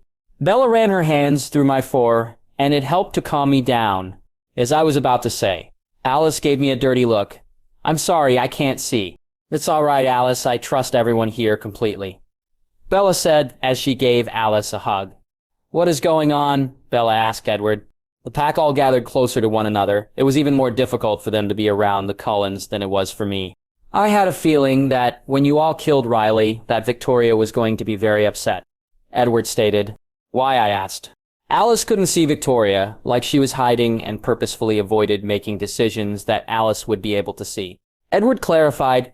However, Alice would get flashes of the blonde male with plans to kill us, and it never made sense. We didn't know him, so we couldn't understand why he would want to kill us. Then when I saw that he was with Victoria, I realized that it was her working through him. When I went to Seattle, I learned that Victoria had been creating an army of newborns with Riley as its leader. Newborns? Sam questioned. I will get to that in a moment, my brother Jasper. We'll be able to help train us for them, Edward answered. Once Riley was killed, then her army lost its leader, and she couldn't take over without making the decision and alerting Alice, so she let them go, and Seattle has been a mess. That doesn't explain how you know she is coming, I insisted. Edward continued. She didn't let them all go. She kept a few. It seems that she is combining the concept of a family that she witnessed with mine and those of a newborn army. So she turned already existing families with the theory that they would be more bonded because of having an emotional connection to each other. It turns out that she is right. These newborn families are extremely strong and even more protective of each other. She created 3 different newborn families ranging from 3 to 5 members per family and left the older newborn that Riley had been training to teach their own family.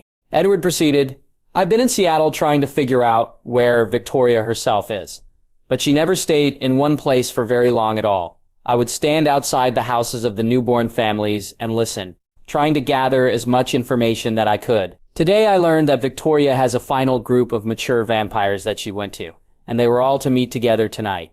"Who are the other vampires?" Bella asked. "I don't know," Edward answered. "What makes you think they are coming here?" Sam asked. "I heard them talking about werewolves, and you all are the closest ones. They seem to believe that you are like the traditional Children of the Moon werewolves, who attack people so they perceive you as competition for food." There was a low murmur throughout the wolves as we all agreed that it was disgusting to think of us competing with them for food.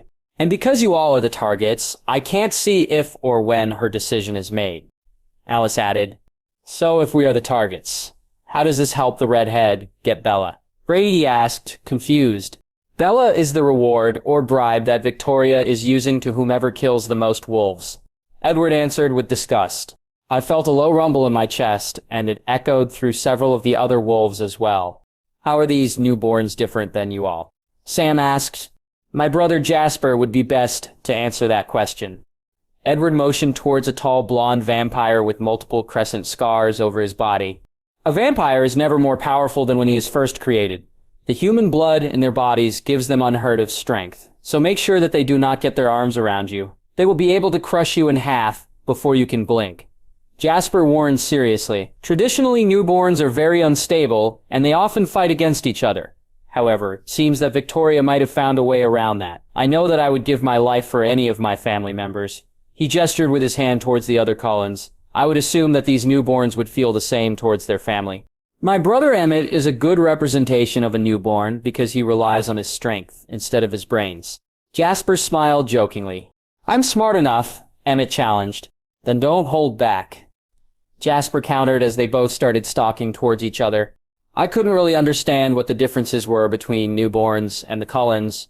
However, as I watched Jasper and Emmett go after each other, it became more clear Emmett was stronger. But Jasper seemed to use his fighting skills to be able to avoid him. Both of them moved incredibly fast, and I could hear Bella gasping and her heart rate increased as she watched them. "It's my turn," Edward protested. "My thoughts, exactly." I stepped forward and Edward and I began to circle each other. "No," Bella screamed. "You two cannot fight each other." "Oh, come on, Bells." I rolled my eyes. "Don't you trust us by now?" Edward challenged. "Jake."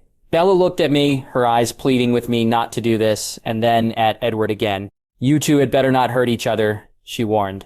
I smiled and my tongue slipped out of the side of my mouth. "Ooh, scary," Emmett laughed. I growled fiercely at him and then barked a laugh. I turned towards Bella and licked her cheek. "Ew, gross," Bella said, wiping the slobber with her shirt sleeve. "Oh, burn," Paul sneered, and several of the wolves laughed. "How do you want to do this?" Edward asked, as we began to circle each other again. "You get put back together, don't you?" I challenged.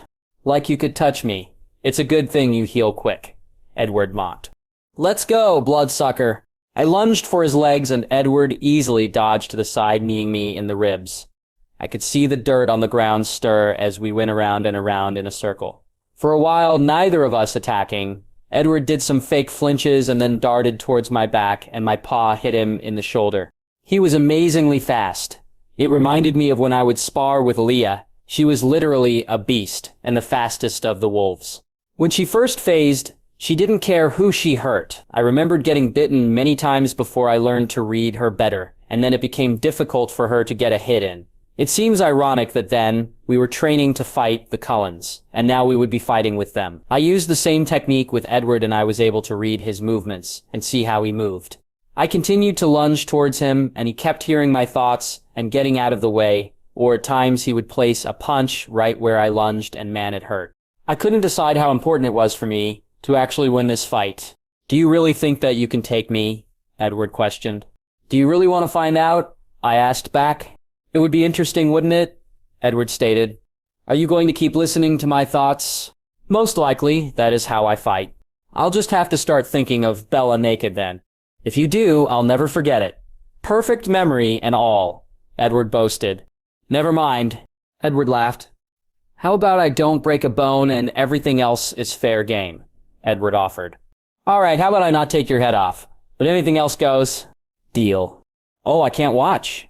I heard Bella groan and she buried her face into Quill's fur. Once again, we started to circle around each other. As we moved and dodged, my wolf was getting furious that I wasn't giving him complete control. Edward punched at me, and I dodged. I lunged, and Edward saw it. He caught my back left leg and yanked just short of breaking it. But it flipped me as I landed roughly on my back. Instantly, Edward pounced on my chest and brought his mouth down like he was gonna bite me. In that moment, my inner wolf broke free. It became pure instinct, which made it much more difficult for Edward to read my thoughts. I pawed Edward in the face. My nails screeched like scratching down a chalkboard, and from my back I kicked him hard in the chest. He slammed against Esme before landing on the balls of his feet, then leaped towards me again. I lunged off the ground and we collided in midair, landing roughly on the ground as we rolled and fought. I left my wolf in control. He would make decisions so much faster than me, so Edward sometimes didn't have time to react. My wolf also seemed to have instincts and reflexes that were impossible for Edward to see. Quickly, I rolled onto his chest, flattening him to the ground, and tore his left arm off as he yelled. His right arm pulled on my left shoulder, dislocating it, and I completely forgot about not taking his head off, as instinctively my teeth went around his neck. It was Bella's blood-curdling scream that brought me back, and I lunged away to keep myself from going any further, and landed painfully on 3 legs. Bella was absolutely furious, shaking violently with angry tears streaming down her face. I hate you both right now, she screamed. What the hell is wrong with you? I'm sorry, I lowered my chest and head down to the ground. I'm sorry as well, Edward said, as Jasper used his spit to reconnect at Edward's arm. Will you forgive me? He asked Bella. Bella paced back and forth. I had never seen her this angry before. Yes, Bella answered roughly, but this had better never happen again. I whined. Yes, Jacob, I forgive you too. Carlisle walked over to me. Jacob, can you phase back? I would like to make sure that you aren't seriously hurt. I tried to stand up and my back leg seemed to be fine and in place, but my shoulder was messed up and my front leg hung limply. This is going to hurt. I started to phase back, and my bones began to reshape into their human form. Suddenly my growls turned to screams and curses as I laid on the ground. Thank you, Carlisle acknowledged. He poked around on my flesh and his ice-cold hands burned against my hot flesh. I'm sorry, I know my hands hurt. I'll be quick. And he was. Within a second, my shoulder was back in place, and then he checked my hip, which was fine, but terribly bruised. The Cullens broke off into pairs and began to fight each other, and the wolves did the same. Most of the pack was not really familiar with vampire speed, except when we were chasing them. It turned out to be really good for them to experience me fighting with Edward because it was the first time that any of us had dealt with hand-to-paw combat. Bella came and sat by my side while I finished healing. You all right, Bells? Of course, why wouldn't I be? Bella rolled her eyes. Are you still mad about me fighting with Edward? I really am sorry. I just got carried away. It is not the same now. I don't hate him or anything. I have always been curious if I could take him. Did you get that all out of your system? Bella grumbled. Yes, I promise.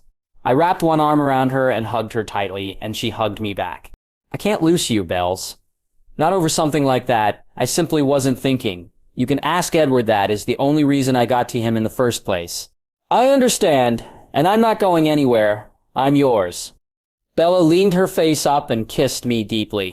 After an hour of watching, I phased back and trained. There was a time when I was glad that Alice couldn't see us, wolves, but now I wish that she could. I hated not knowing. We did a little bit of training with the Cullens, but nothing as intense as Edward and I. That proved that things could get out of hand rather quickly. Especially when Rosie and Leah paired together, it was the most tense I have been in a very long time. It was a strange game of keep away. The goal of the Cullen was to be able to get on the back of the wolf, and the wolf was to try and keep them from doing that. I think I would let that one on my back. Quill stared in amazement at Rosie. What is wrong with you? Cullen asked. What? She is hot, Quill defended. You need to get laid. Paul rolled his eyes. Is that your solution to everything? I asked. Pretty much, Paul answered. Carlisle and Sam were the referees, as we continued to train together, and they would call it a draw pretty quickly if things were getting too intense. This happened often with Emmett and Paul. They were just both so competitive. It was very good practice for us to experience the speed of vampires. It also helped us all become a little more comfortable with each other. We could stand next to each other, and it wasn't as troublesome. "Do you both have to go?" Bella asked. She reached out and took Edward's hand, and with her other hand ran her fingers through my fur. "I can't stand the thought of losing either one of you." I nuzzled her with my head and rolled my eyes. "Don't be stupid, we will be fine." "He says that we will be fine," Edward translated and glared irritated. "Oh, I know what he said." Bella smacked the side of my head as she gave me a dirty look, and I laughed. "I could stay with Bella," Edward offered. "No, you are not staying with her." I growled. "All right." Edward raised his hands, dropping Bella's. We were both still a little edgy with each other from our fight. "Hey, Alice," Edward called, and Alice came towards him. "Something that you need to be aware of," Edward said to us all, because she turned families. Some were younger than what is normally acceptable in the vampire world. "How young?" Carlisle asked. "Not that young," Edward answered, and I wasn't really sure what he was talking about. The youngest that I saw looked to be a 10-year-old boy, but there were some young girls as well. Then Edward faced us. "I'm not sure if us looking human is a problem, but I felt like you should be aware that some will probably look a lot like Alice and appear smaller, weaker. But do not let their appearance fool you. They would still be very strong, and these little ones are hard to catch." Edward smiled at his sister, and she stuck her tongue out at him. "I want to show Bella something with Alice." Jasper waved Alice towards him. "I know that you worry about her, and I wanted to show why that is not necessary." He crouched, getting ready to attack her, and Bella held on to me tighter. Alice's movements were tiny, but she knew exactly where to be in order for Jasper to miss. "I want you to go hit Alice," Bella whispered so quietly into my ear that I almost didn't hear her. I tilted my head, confused. "Don't hurt her. I want to prove a point." I had no idea what Bella was doing, but I watched as Alice continued to flutter around. Then, in an instant, I bolted, slamming my paws into her back, flattening her to the ground.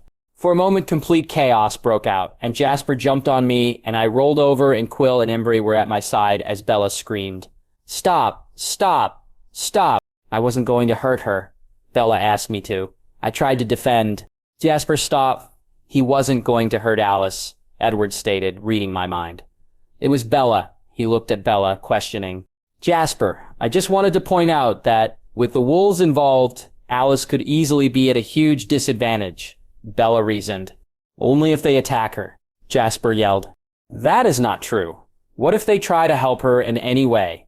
Any decision that they make that involves her could cause her to lose her vision. It is too risky," Bella demanded. "How about Alice stay with Bella?" "She has brought up a good point that, with the wolves being involved, it is much more dangerous for Alice than it normally would be," Edward suggested. "That works for me," Jasper agreed. "I am fine with that." Alice smiled at Bella, and Bella smiled back. "I'll have Seth stay with them," I offered. "What? Why am I getting left out?" "I want to fight," Seth complained. "I know you do, but you will be keeping Bella safe." Seth still had a crush on Bella, and I knew that it would be important to him. "I do not have a crush on Bella." Seth tried to defend. Sure, I mumbled. "All right, fine," Seth grumbled. "Keep her close to you, and I'll ask her to pet you." I bribed. I knew that ever since I phased in Bella's kitchen and she touched me, that Seth has dreamed of being touched as a wolf. For it to be Bella who touched him would be a dream coming true. "As a wolf?" he asked, excited. "Of course. As a wolf, you dork. She certainly isn't petting you, human." "Awesome," Seth sighed. "Speaking of risky, where is Bella going to be while all this is going on?" Embry asked. "That is something I have been thinking about for a while," I answered. "She can't be anywhere that she has been lately, so that means Forks and the reservation are not an option. Even though these newborns are emotionally connected to each other, they are not skilled, so they will most likely go to the easiest places first." Edward added, "How about out here in the woods? She could leave a trail for them to follow so we know where they will be, and then I could carry her someplace else." Leah suggested. "That would work, however. One of us should carry her," Edward acknowledged. "Why?" Quill questioned. "They are after you. They will be searching for your wet dog smell. For them to smell a fellow vampire, it wouldn't draw their attention, so therefore they probably wouldn't follow," Edward answered. "What about Victoria?" Do you think she is coming? Sam asked. I don't know, but I would assume she would be here. Victoria would know my scent, and combined with Bella's, we are quite distinctive, Edward answered. Wouldn't Bella's scent be distinctive with any vampire? Seth asked. Probably. However, Bella smells a little differently when she has your scent on her. Would it be better if she smelled more like you? I asked. Maybe, but not me specifically, however one of us. The more time she can spend with Alice, Emmett, Rose, or Esme, the better. All right, I acknowledged. By this time, it was getting very late, and we weren't really sure what else we needed to do. We felt confident that they would be coming from Seattle or the waterfront. Sam determined that Colin and Brady were going to be staying on our land to make sure that none of them followed Bella's scent there. We also felt like this clearing would give us the best tactical advantage, so we had Bella touch many of the trees in the area, and I walked with her. Are you nervous, Jake? Bella asked. Not for myself, I'm not, but I am nervous about you. I hate there being so many unknowns. I know. Are you all right with me cuddling with the Cullens tonight? I laughed. I guess. I also think that they want you and Esme to trade clothes. Okay. I have done that before, Bella shrugged. I know, it is just so that we can hide you, I explained. When am I leaving? Bella asked. Just as soon as you are finished. Bella looked up at me sad and felt exactly the same. I know, I don't want you to go either. We wrapped our arms around each other, hugging each other tightly as our lips found one another.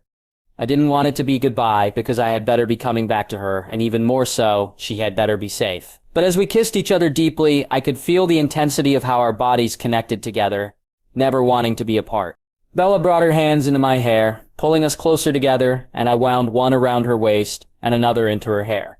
As we continued to kiss, we slowly pulled apart, gasping for air, and I wished that we could just keep making out in the woods, but I knew that we couldn't. There were no words that could express my feeling more than simply placing my hands gently on either side of her face, cupping her cheeks, as I pressed my lips to hers once more. Bella had one tear that grazed across her cheek, and it was buried into my chest as we hugged once more. Slowly, we walked about a mile towards the shoreline, and then I phased and she jumped on my back. I ran us in the direction they would take if they were coming directly from Seattle. Then Bella got down and walked the mile back towards the clearing, touching all the trees. When we got back, I gave Bella a big, huge kiss and wouldn't be able to touch her again. The rest of the pack was still phased. Bella walked over to them and hugged Leah, Quill, and Embry, and spoke quickly to each of the others, touching them and thanking them for protecting her. Afterwards, she went to Edward and hugged him. He held her close and kissed the top of her head. I'm sure that she smelled horrible to him, but he didn't seem to care. Bella gave him a kiss on the cheek. Then she went to Esme, and they stepped into the trees and came back with opposite clothes. Bella hugged each of the Cullens, and they would run their hands down her arms to try and transfer their scent as Bella thanked them. She jumped on Alice's back, and she was going to carry Bella to her hiding place. Alice was so tiny that she looked a little funny carrying Bella, but I knew that she was much stronger than she looked. Are we doing the right thing? I asked Edward, choosing to fight instead of staying with her. I hope so, Edward answered. Alice walked over to us with Bella on her back and stopped when she was about 10 feet away. I want you both to promise me something, Bella said. What is that? I asked. Since you two are both fighting in this crazy war, then please, I'm begging you to protect each other, because if only one of you come back... Bella shook her head. I'm not speaking to the other one. Edward and I looked at each other and nodded our heads. All right, I agreed. I promise, Edward affirmed. I love you, Bells. I looked at her and I wanted to touch her so badly, but I knew that I couldn't. I love you, too. She blew me a kiss.